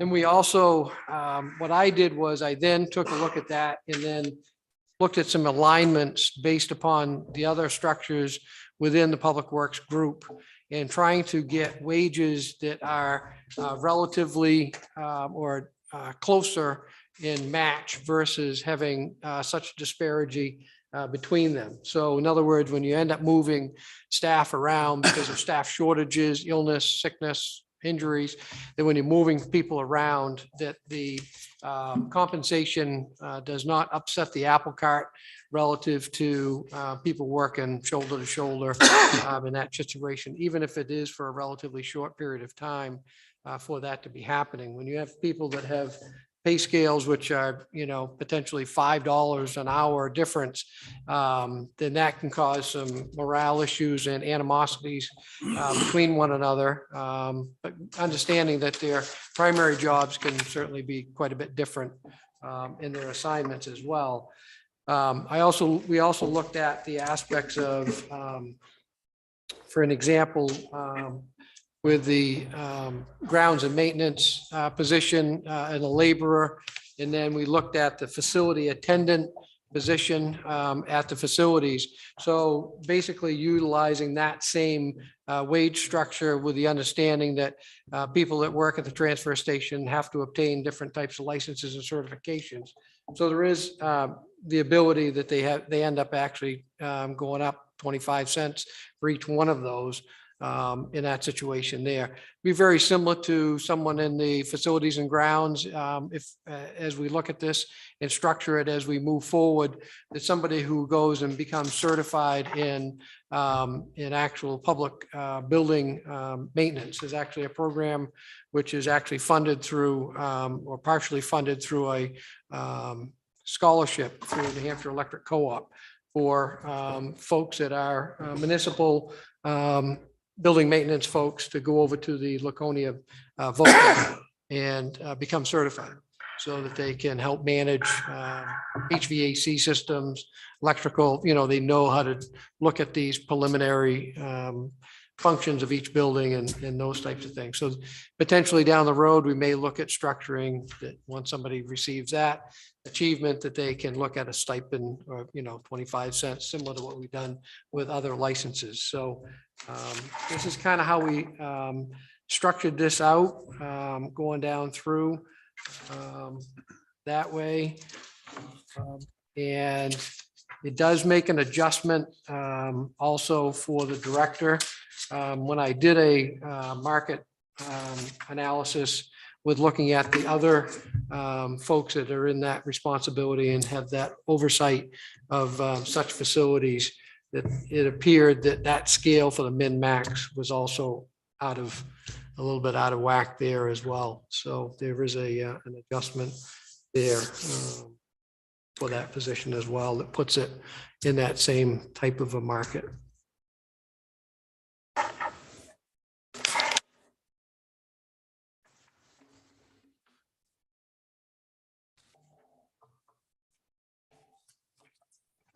And have any questions?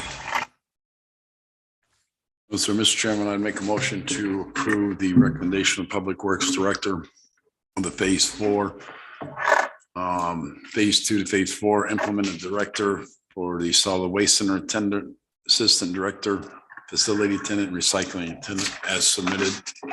Seasonal labor also as submitted on 3/7/22. Have a second? Yeah, I'll second it. All in favor? All right. Aye. Thank you very much. Thank you. Chairman, if I could at this point, recently reading the job descriptions that the town has available on their website, I have to feel as if somebody that does go out and post job descriptions at my store for individuals, we do not do a good job selling the position. No hourly rate stated in those positions. There's no benefit stated, it just says benefit package. We don't sell our positions. We're not the only ones having problems filling positions. FedEx can't get enough drivers right now. They're down 4 drivers in our area right now on tractor trailers. It's not because the money isn't there. It's just nobody wants to work, or there isn't enough people out there want to work now. But I was reading our job descriptions on the several of them down there, and we just, to me, as a individual, I look at it at times, if you have to ask how much it is, you can't afford it. Well, if you have to ask what the job's going to pay and not have it right out there in front, I don't want your job. Because if you're not going to tell me right up front, this is what the qualification call for, such as a heavy equipment operator. If you're not going to put that right out front, and I got 15 years experience, it's like, they're not offering nothing. I'll go to the next place. Why not put our salaries out there? Starting salary. Why not put out what that insurance is? Why not put out that 401 and the state retirement system, 2 retirement systems? Why not sell that position? I mean, if you ever see the state of New Hampshire sign, great career. That's all it says. You go to the state of New Hampshire DOT, it's lousy compared to what the municipals pay. So why don't we go out and sell ourselves better than what we're doing? Even when the ads in the paper, we're not, to me, we don't do good enough job selling our positions that we have. Yeah, I was actually going to speak with the town administrator about that, is that I came to learn. I don't pick up a newspaper anymore, I have to admit, unless somebody I don't either. says that something's in the print newspaper, I'll go get it and look at it. But, it was brought to my attention that, the ads in which we put in, because of cost. I mean, the newspaper, the print people, they're whacking you hard. I understand that. But the only way in this type of an economy is you got to spend money in order to get money, or get somebody. And I think we probably are going to need to, we're going to have to spend a few bucks and put it out there up front. And, I think we get the best bang for our buck in the free paper, which we do utilize. Stacy and Shannon have been great. They've been putting it out just the way that it was done in the previous administration, and as directed. And I just think that, once again, because I hadn't had the chance to talk with Ryan about that, about looking at enhancing that and spending a few more bucks and being able to put that in, that we could actually do that. We do post it on the website. We could flower it up a little bit more, and talk a little bit more about it. The difficult part is, the other thing we probably need to do is, right now, people that are looking or moving into jobs are looking for what the dollar is and how much time they're going to get off. They value their time off, and they tend to value their dollar that they're going to make right now, especially now with what's happening with the economy. So just to, I think we can do a better job at that. And I'm glad to hear that, we have a board member, and I see a lot of nodding heads here as well, that I agree. doing something. The only reason I tell you, I had a gentleman come to me, he says, do you know of any work in the area? I said, what can you do? So he told me, I said, you go on the town website? He said, no. So I said, let's go. So we looked at the website. It was a boring job description. I wouldn't have come in for it if I was looking for work, because there's nothing there. It just says what you're looking for, but there's not more to it. It's like you said, flower it up, dress it up, do something, make it inviting, exciting. But put the wages down there. We got nothing to hide. They're open to public knowledge. It should be. Why not put it there? I mean, it's Why funny. not put in what the benefits are? Why not put in what your retirement is? Why not have it out there? Yes, someone might say, well, you get every Tom, Dick and Harry. Well, right now you're not getting anybody. So why not try? It's worth a try, yes. It's funny, Mr. Chairman, I talked about this 2 or 3 times in the past year on deaf ears. We have to sell the positions, Yes. and we're not doing a very good job at it. We never advertised in the newspaper, to any kind of a degree. Very good. I saw an ad though this weekend. Very small ad. Matter of fact, I had a citizen call me up about it. I said, yeah, it doesn't match the other ads in the paper. Ads are very expensive. But it was a plain ad. It wasn't trying to sell the job, again. But I did say to this person, remember, we got an ad in the paper now, which we never did have, which was a step in the right direction. I agree with Ruben. We have to try and sell these jobs. We have to make people want to come to work for Alton. And Give them all the we got a information lot that to we can. offer here, an awful lot. We got one heck of a good package for employees.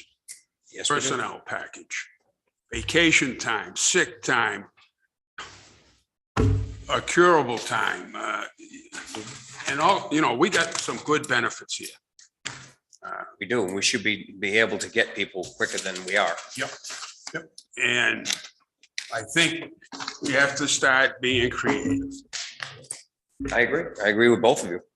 I think it's time that we try to step it up a little bit in our Don't ads. be afraid to advertise. Yeah, it's gonna cost money.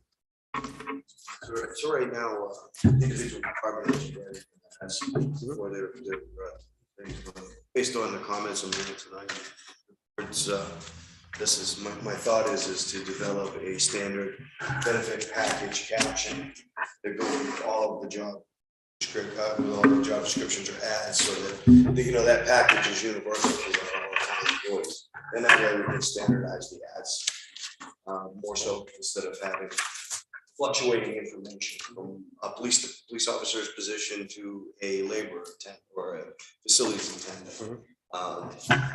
And work on it that way. That'll help keep things consistent and also get A little more the consistency benefit to it. package out there universally to the public. I'll also just to share with the board is that in the next couple of weeks, myself and Courtney will be going to the vocational school up in Wolfboro and meeting with students up there as one of their kind of classes, just to go in and give them a overview of what Public Works is about and the different types of jobs that are there. You know, Sure. brings a great element, you know, by having Courtney be there as well for the water side of things. Also, you know, works well when you have people that looking to get into the field and they just don't want to drive a dump truck. They might want to learn a little bit about chemistry and how that all ends of it works on the water side of things. So we're gonna do that. That's part of an initiative. Actually, New Hampshire Public Works is trying to do along with Good idea. New Hampshire Water Works as well, is trying to do that career development, trying to get people interested in the field. So Absolutely. I Get think people I back think and I think it'll work well. it's very helpful. Thank you. Thank you, sir. Thank you very much. Okay. Moving on to Selectmen Reports. Bob? I really don't have a report, but we got some people out in the audience tonight. Have you had a problem understanding and hearing with our speaker system here?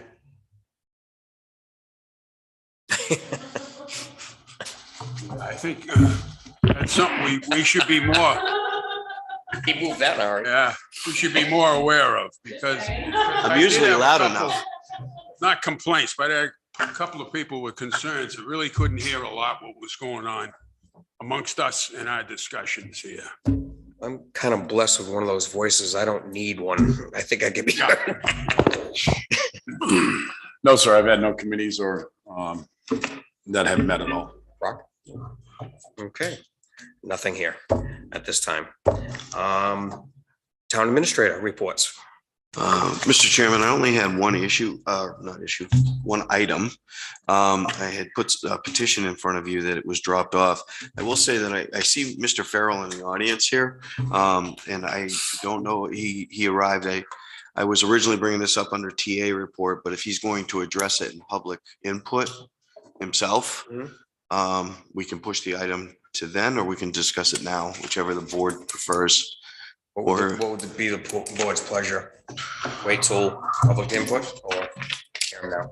I don't mind hearing him. He's here. As long as the board's okay with that. No problem with it. Come on up, Mr. Farrell. So, like I said, a petition to hold another public hearing was submitted to the Selectmen's office today, or I should say last week, with a list of names and residents in support of that. So I'll let Mr. Farrell go ahead and speak on that. Hi, I'm Peter Farrell. I live at 720 Stockbridge Corner Road. Going back probably over 18 months, beginning of COVID, submitted a letter to the selectmen regarding safety issues my wife and I are concerned about for quite a few years. We talk to our neighbors frequently. They share similar opinions. Unfortunately, I know you went to a public hearing, and unfortunately, I don't believe I ever got a communication that said that they would get back to me. So I never heard that there was going to be a public hearing. And I don't follow the paper. I don't put in the time that you people, put into the community. So maybe that's my fault. But in any case, I was surprised that the hearing had occurred. None of my neighbors heard about it or found out about it. So we never discussed it. And but it seemed to be pretty well attended by other parties who didn't want certain things in town. I'm just here to ask about, it was suggested to me by a couple of people who are much more familiar with town government than I to do a petition to ask for a additional hearing, because I know you rejected the idea of doing a second hearing on this. I've submitted this petition. I'd like to just know when it will be considered and whether it will have any effect, and then when you might take action on it. Well, it would be something that we could actually decide now as to whether or not if we want to have a public hearing or not, unless you prefer to discuss it. I'm determining how I feel about Stockbridge Corner Road anyway, so I'm already biased. I feel it should be a 6-ton road limit. But you already know how I feel about it, and I'll still feel the same way about it. Tractor trailers are not along that road, so I'd be in favor of holding another hearing, because these folks that lived out on that road never knew it was coming up. The only ones that showed up at that meeting was contractors. It's funny. So I'd approve it, because at least they got 30 here. The only way I'd never approve it again if those 34 people that signed this didn't show up that night. Because it's hard for me to sit here and fight something for residents that don't show up. Granted, I understand it's possibly you were never notified, or the citizens on that road weren't notified. Certain contractors were. Somehow they found out it's a small town. Small town. But the ones that were here that night were all truckers. But it's funny, 6-ton road limits are still up on the roads, not the ones that were posted today. Coffin Brook Road has a 6-ton road limit up for some reason. It's supposed to be taken down. A couple of roads have them still up. I drove by there today. Maybe I can find you a 6-ton road limit sign, so you don't just put it up. Yeah. Honestly, and no trucks are going on. I have no problem with allowing those folks to come in. I'd like to see the few of these folks that signed this petition, they'll come in at a public input and give us their input about that road before I move towards a public hearing. That would help. I mean, To see how Word would travel passionate, fast in the neighborhood. to see how passionate they are about this. Because my head got chopped pretty good that night. And there was nobody from the other side at the meeting. That's no, what it I just said. was all just, Yeah, that's what kind of bothered me. and it was disturbing, yes. So I would say, Mr. Chairman, I would have no problem having a public hearing, but I'd like to see some of these folks come in during a public input on a Monday night, voice their opinion, why we should hold another, even though they signed the petition, don't get me wrong. But I'd like to see a few of them come in verbally and stand up here and say something to us. Well, they want to have a public hearing. At a Yes. public hearing, or you're talking about just coming to? Well, if we have a public hearing, then we're going to set a 6-ton road limit again. Well, if the board wants to, because it really doesn't say what you're asking for here. So except for I having- I just a specifically petition. wrote that petition to be absolutely generic. I mean, there are people on our road who drive truck for a living. I'm very aware, and I'm personally, I have a lot of acreage that we do harvesting on, so I have trucks going on the road. Question is, how do we come up with some solution that improves the safety on the road without doubling the size of it, without the town spending, $1 million The bucks town- on rebuilding it? And I had no problem with trucks going up down there, especially when they're harvesting or if someone's working on their homes there. It's the ones that come in from New York City or car carriers, 18-wheelers going across that road. To cut through. we see them. They cut through it because the NAP tells them to. Tankers cut through there. You got no gas stations on that road. They just don't want to come to the circle. The GPS. It's a shortcut. Well, it's not even just It- GPS. This Part guy's. part of it, part of it is attributable just to the fact that I have no problem. Google Maps. I have no problem with them Yeah. making their living on the road when they have to, when it's required. But when you start seeing car carriers go across, you say, well, what's he doing out here, In any case, But if you'd like to have a public hearing just to have its concerns aired, I have no problem with that. Is that the general consensus? Well, Open, just the public input? yeah, I've got no problem with public input, but I'd like to have, what do they expect us to do? What do they think we should do? I mean, is it just a 6-ton limit? Is it speed limits? You know, through trucking? if you give the people the opportunity to speak at a specific time, Well, I think you'll that's- hear what they want to. That's what we. And you'll get a group of suggestions that will be, We can have some more of might a be police unreasonable and presence. some will be reasonable. I know that's difficult, but more of a police presence, patrolling It's a more whole often, variety. We going listed through. that in our email about but, signage and so forth, yeah. If it's the general consensus of the board, then to just have them suggest to them to come to public session. You want, Mr. Chairman, do you want to put it as an agenda item? Just Stockbridge Corner for discussion? Is it- I wrote the petition to just open it up to, there are people who are not Stockbridge Corner. These people should all show up. Will they all show up? I can't guarantee. that No, they I will. said they should. Yeah, oh, yeah. As many of these people that are on the petition should show I up think you'll to find give you their have a pretty opinion. good turnout. I don't have a I don't have a problem with it. My only problem is that once we start this and you say, okay, we're gonna put a 6-ton limit on this road and a 6-ton limit on this road, it's gonna go on every road. So what's, Well, it's not even so much, everyone's afraid when you say 6-ton, you can't go down there with your dump truck. That's not the case. The case is, and the problems I hear are mostly is, I'm going back, I'm gonna use a car carrier again. What does a car carrier coming up Route 11, Dover, New Hampshire, going to Concord, New Hampshire?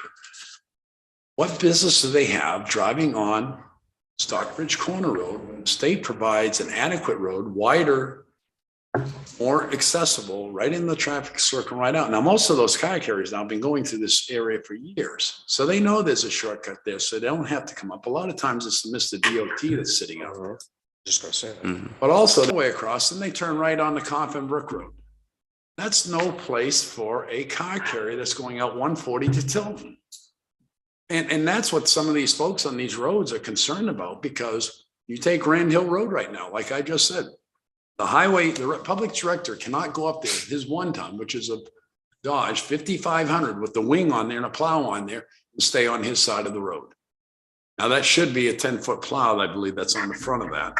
But even up, he cannot stay on that side of the road. I can't with an F-450. Can you imagine meeting a 10-wheeler down there today?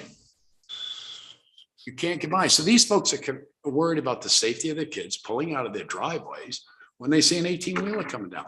Now, I'm not saying, they're not even asking for a 6-ton road limit here. They're just asking for any road in Alton, anybody that's concerned about safety, come in, they just want to sit down and talk to us. This was a very. yeah, no, I don't have an Very issue with you general. coming I in didn't and want to hearing it bias out. people with my agenda. And I would like to have it not at a regular meeting. I'd like to have it on a night that we just open it up. Do you have concerns about Alton roads? Boom. Yeah, I'm not Well, we familiar. could set it up as a special public- meeting, like just a special meeting and not a regular board meeting. We could set a date and. That's equivalent like a public hearing essentially. Yes, Yeah, okay, Yes, that's what it would that be. sounds fine. All I want to know is just when, the date. we'll have to set a date on that. If you don't, it's up to the board if you want to set a date now or if you want to wait until the new Get back board. to me, you can look at your schedule or whatever, but I don't know if Might you want be to wait better until the new. after tomorrow and to discuss that after the election. that's understood. Yeah. Okay. All right. Well, that's all I have to say, so. As possible, Okay. Mr. Chairman, Mr. Town Administrator, you'll have a different place to hold it. What's that? Place to hold it. All right. We'll figure that one out. We'll work out the logistics and I'll be in touch with you, Peter. Okay, All right. thank you. And gentlemen, thank you for the time you spend. Thank you. Serving our town. It's appreciated. Thank you, sir. Thank you. Have a good evening. You too, sir. Too. I didn't have anything else, Mr. Chairman. Nothing else?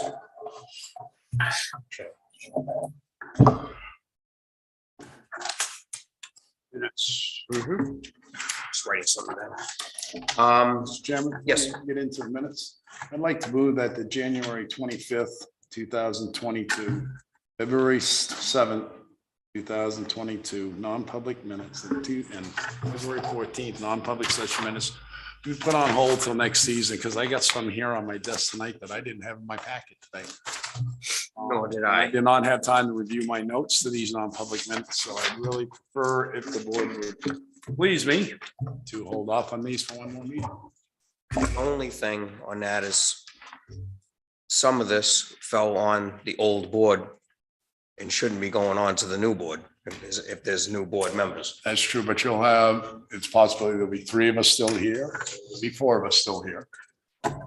So Is it by law, they can vote on the minutes.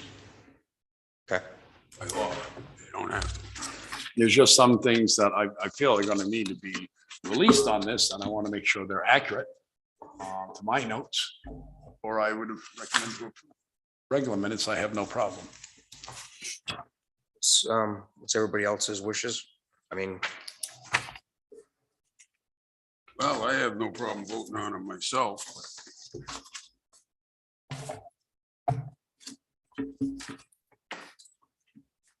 If you want to vote on them, I'm going to bring it up in public session when I don't disagree with some of them that's sitting here that I just got tonight on my desk. I haven't read And them. I don't know how you can prove some that aren't even in your binder. I haven't read them. so that's your motion to To postpone some. postpone these. Do All we have, non-public session minutes. do we have a second? All 3 of them. Yeah, there's 3 of them. Do we have a second? Yeah, I'll say. All in favor? Aye. Aye.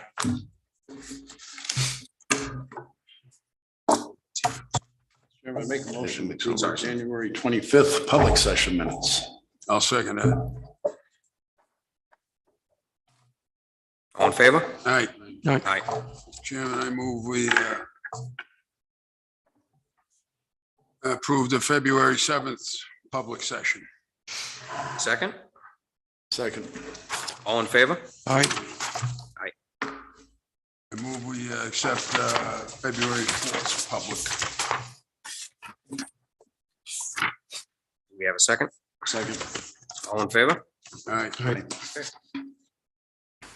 Thank you. Should we have a motion to, we make a motion to table the other 3? Yes, sir. Yes, We did? we did.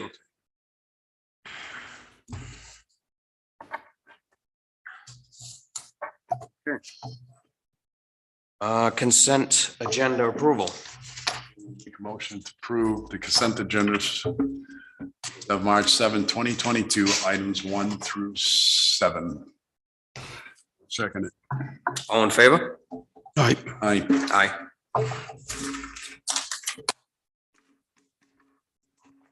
Discretionary action on requests for appointments.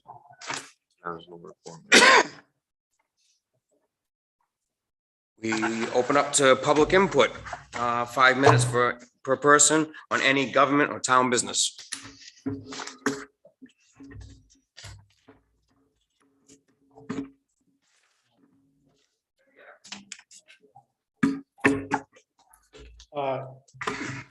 Ken Roberts, just a comment about the postings. I understood through one of the meetings we had, the New Durham wasn't going along with postings.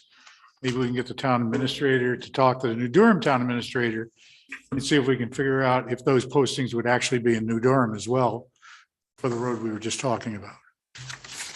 Because if they're not going to post, it's pretty tough to post in Alton because there's no turnaround. Very true.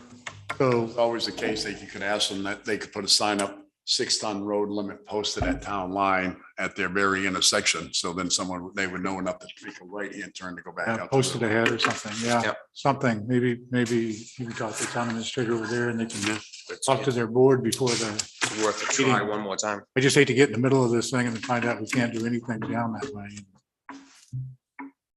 I understand what the problem is. I agree with Ruben on this, that the residents are our main concern. Exactly. Thank you. Thank you. Thank you.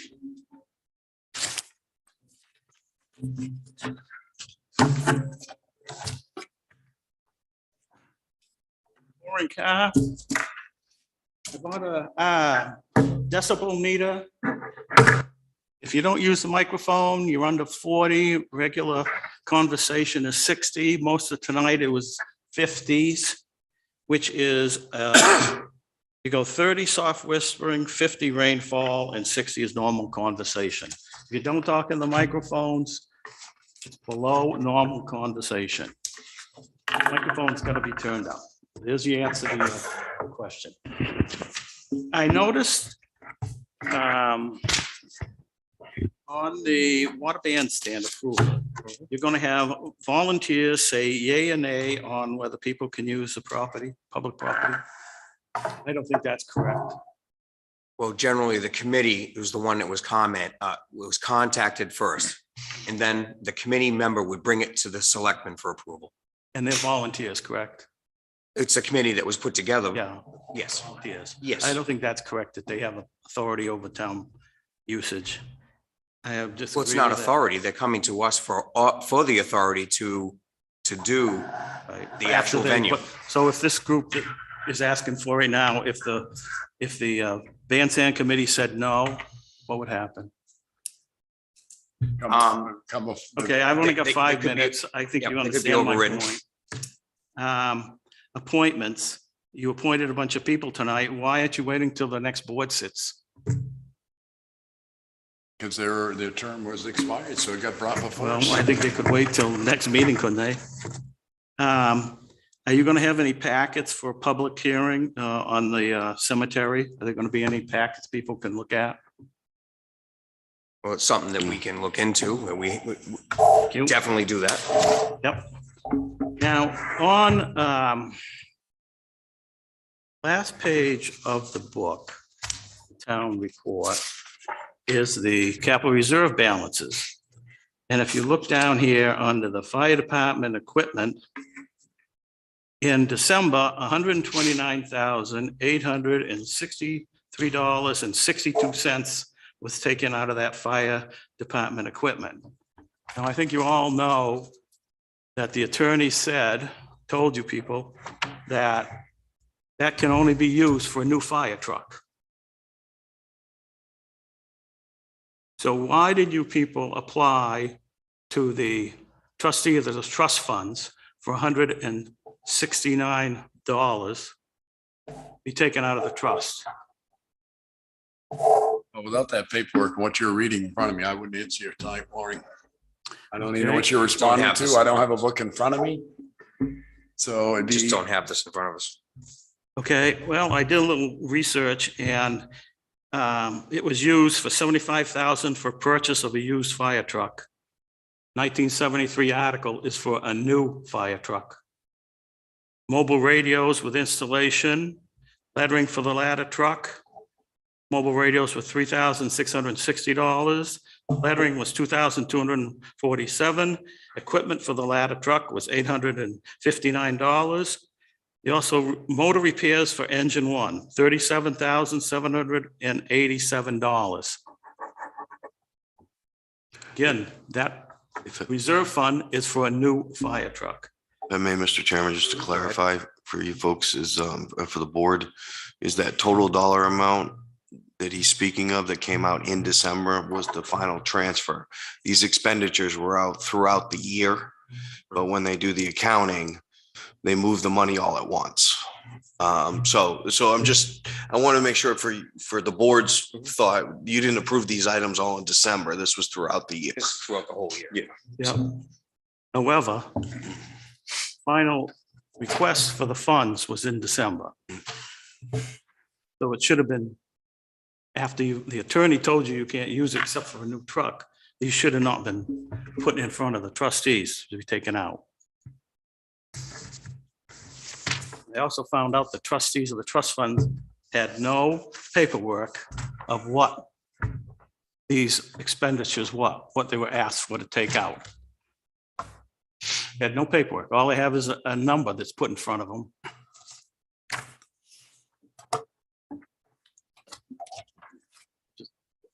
Kind of shocking to me. I don't know, you could have approved in February oil. And so a number goes up there and it gets approved.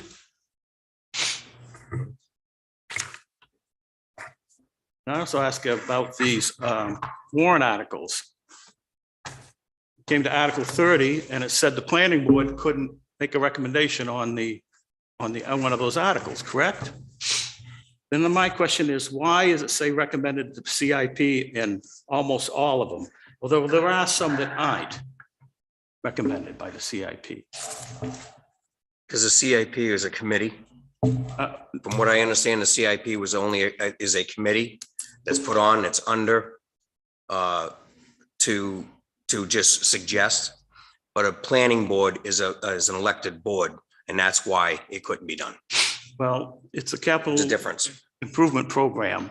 So that's actually a stack of papers. It's still only a committee. And if we would look at the law, it's to aid the selectmen and the budget committee. That's their only duty. It's not to recommendations for voting. And the CIP was directed by the legislative body, by the people, that it would be the planning board that did it. So I've got an issue with this committee, so-called committee. And if the planning board just writes a paper and then they can influence the vote, what is the difference between that and them just doing it? So I'd like the board to look into this. I don't think it was correct. And I don't understand why, if that was the case, how come 7 of them didn't have recommended by the CIP? Why are some recommended and some not? Okay. So I don't know what we're gonna do. Do we have the same auditors as we had last year? Yes, sir. Okay. Do we know when they're gonna meet next? Yes, I don't have the date offhand, but we do have a date. They were actually here doing a preliminary last week downstairs, just on the clerk's office. So there's a future date for the rest of their steps. I mean, you know, it was well told, the lawyer definitely told you people it was for a new fire truck. Thank you, and that's time. Thank you.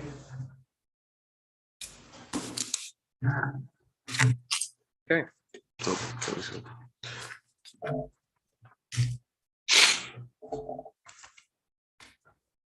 Hi, Kelly Sullivan. Kelly? I thought tonight was a great meeting right up until the end. I did not memorize the warrant articles. There were a lot of them. I was at the deliberative session. And I thought that the attorney had said to take the planning board off the number 30 because it was a money figure, or was that? It was a money figure, but also being an elected board. Yes. So that was discussed at the deliberative and answered. So I just came tonight just to kind of touch base because it's the last meeting before elections. See what's going on. I obviously want to see Chief McDougal be sworn in, which is wonderful. Great asset to the community. So I want to thank you for approving the cocktail lounge at Cold Spring Farm. I went Saturday night to their function. It's a beautiful place. Diane is a wonderful, sweet woman. And it's nice to see some of the smaller businesses in town, like Sweet Caroline's and Cold Springs, just being able to improve and hopefully stay in business going forward. We all know it's been rough, and it seems to only be getting rougher for small businesses, for everybody. The authority for the seasonal weight limit. So to me, that was an interesting discussion being a contractor. I appreciated Mr. Wentworth's comment about upping the tonnage. But then I also appreciated Mr. Kinman's response to that. And just the open dialogue back and forth, I just appreciated all that. So it made perfect sense. Mr. Kinman coming saying we should, evaluate. And I do know, because I have been at a few meetings, that is coming up.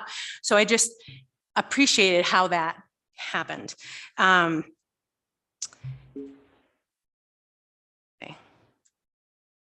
I agree with the job advertising because we need people. So you just need to reel them in. And I just wanted to say thank you to the board members that are up for reelection. Your time, all of your time is appreciated. So thank you very much. And good luck. Thank you, Kelly. Thank you.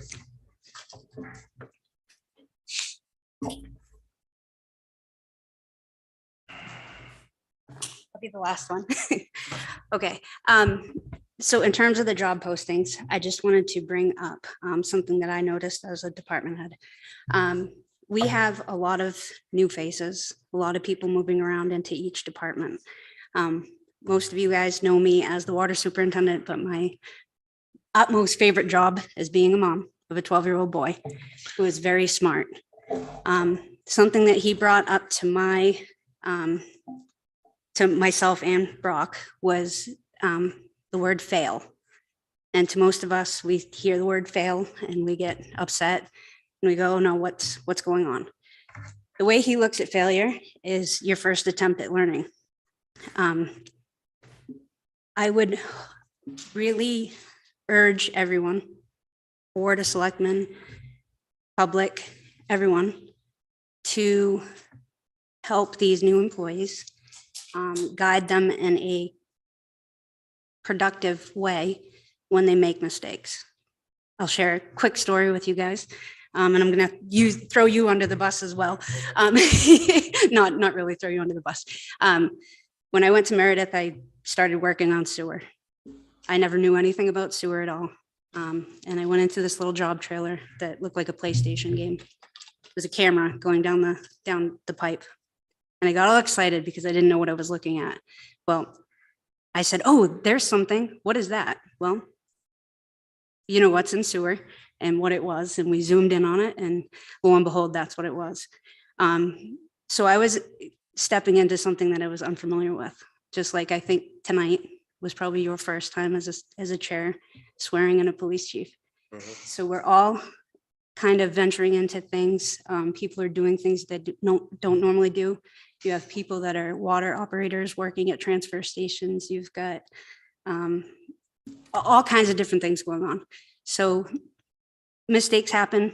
Hopefully they don't cost a lot of money. They don't, make efficiency, fall off track.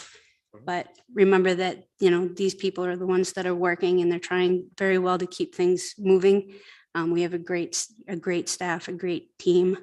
And if we can just, all of us, even residents and whatnot, be open to that, because the only way you're going to get better is family. Thank you. And thank you for whoever may or may not be here at the next meeting. I appreciate it. Thank you.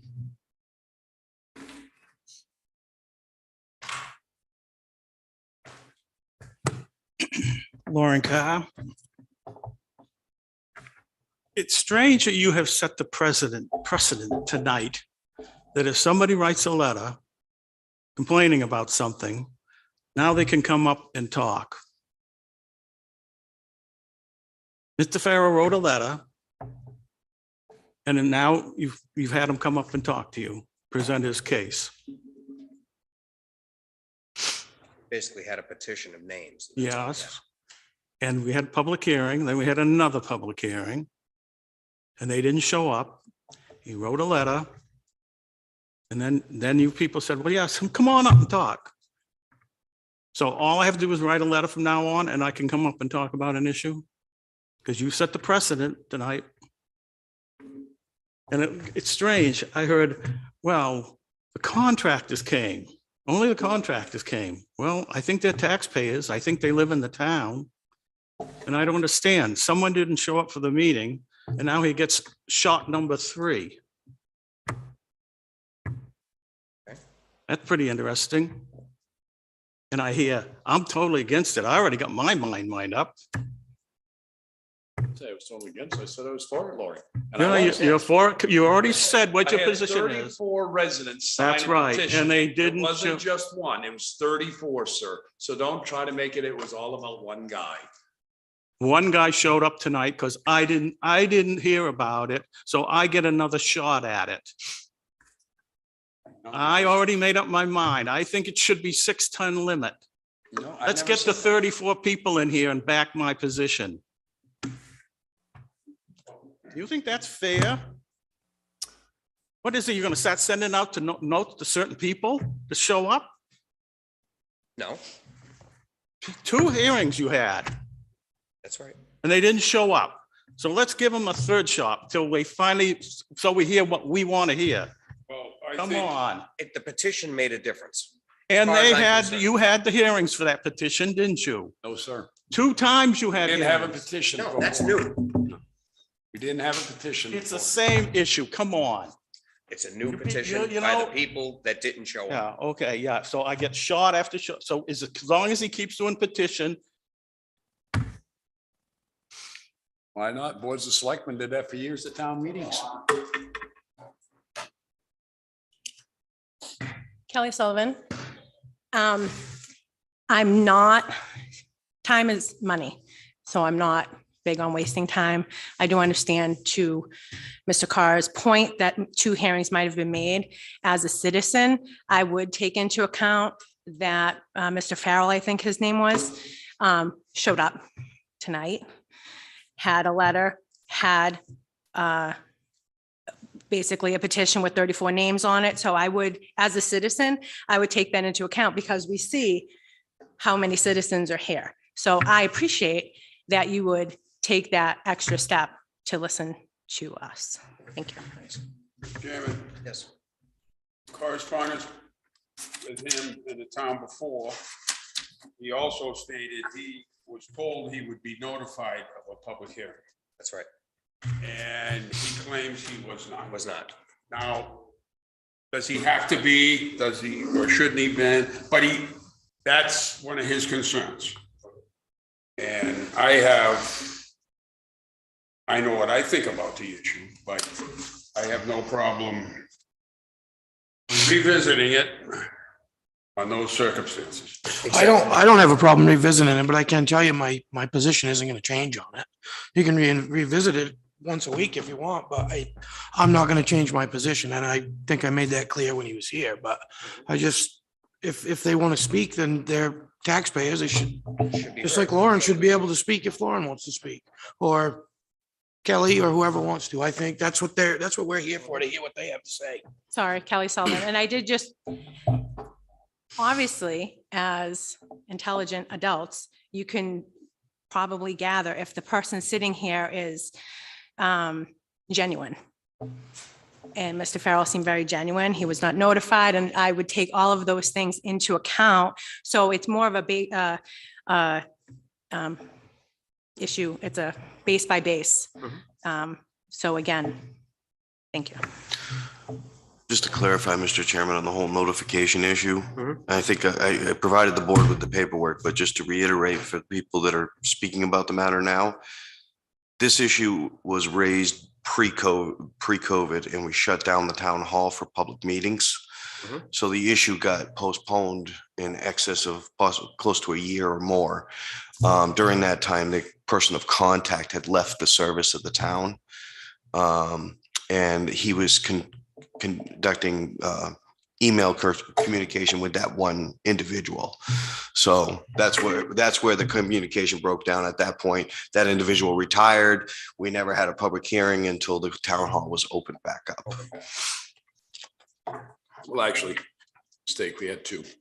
We had a Zoom meeting one night. Zoom was Zoom over was there. there, then we had a public hearing here. We had 2. And that was when COVID started to get looked a little, just not to throw you on these bus, but we had the Zoom one over there, which they were all upset. It was difficult. They heard about it. I do remember They heard that about one. it at the Legion. That's how they heard about the public hearing. That's why they were there. And they stated that on the Zoom. I heard about it at the Legion. Yeah. And whether they heard about it or not heard about it, somebody came in with 34 names. I'll give them a chance to come and speak. We didn't say we're going to change anything. Just we're going to hear them Just gonna speak hear 'em about out, the just like safety. you're sitting there.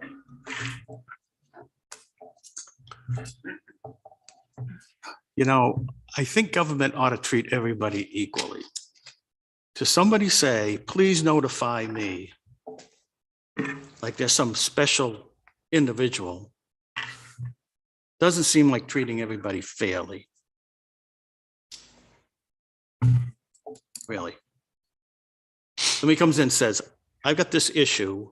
It's going to be a public hearing. Can the government please notify me? Can the town notify me? No, it should be everybody's notified by the paper. Not, I'll pick you to be notified. I'll pick you to notify, but the rest of you, you're on your own whether you want to know there's a public hearing or not. No, that's not right. Come on. Come on, Lauren, that's either here or there. That's what happened. He And if it shouldn't have happened, it shouldn't have happened, but it did happen. shouldn't have been notified separately. People shouldn't be notified I'm separately. not saying they should be, but he was told he would. And there were other people that stated that they also were not notified. Everybody should be able to be treated the same. Don't get people notified and not. That's not correct. And it's still the same issue. Just because he wants a petition, we're gonna have petition after petition until he finally gets his way.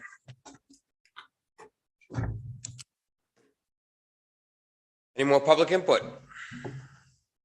Okay. Not hearing any? Then we'll go to non-pub. RSA 91A. Oh, Yeah, he's whoa. Him. Okay, RSA 91-A:3(2).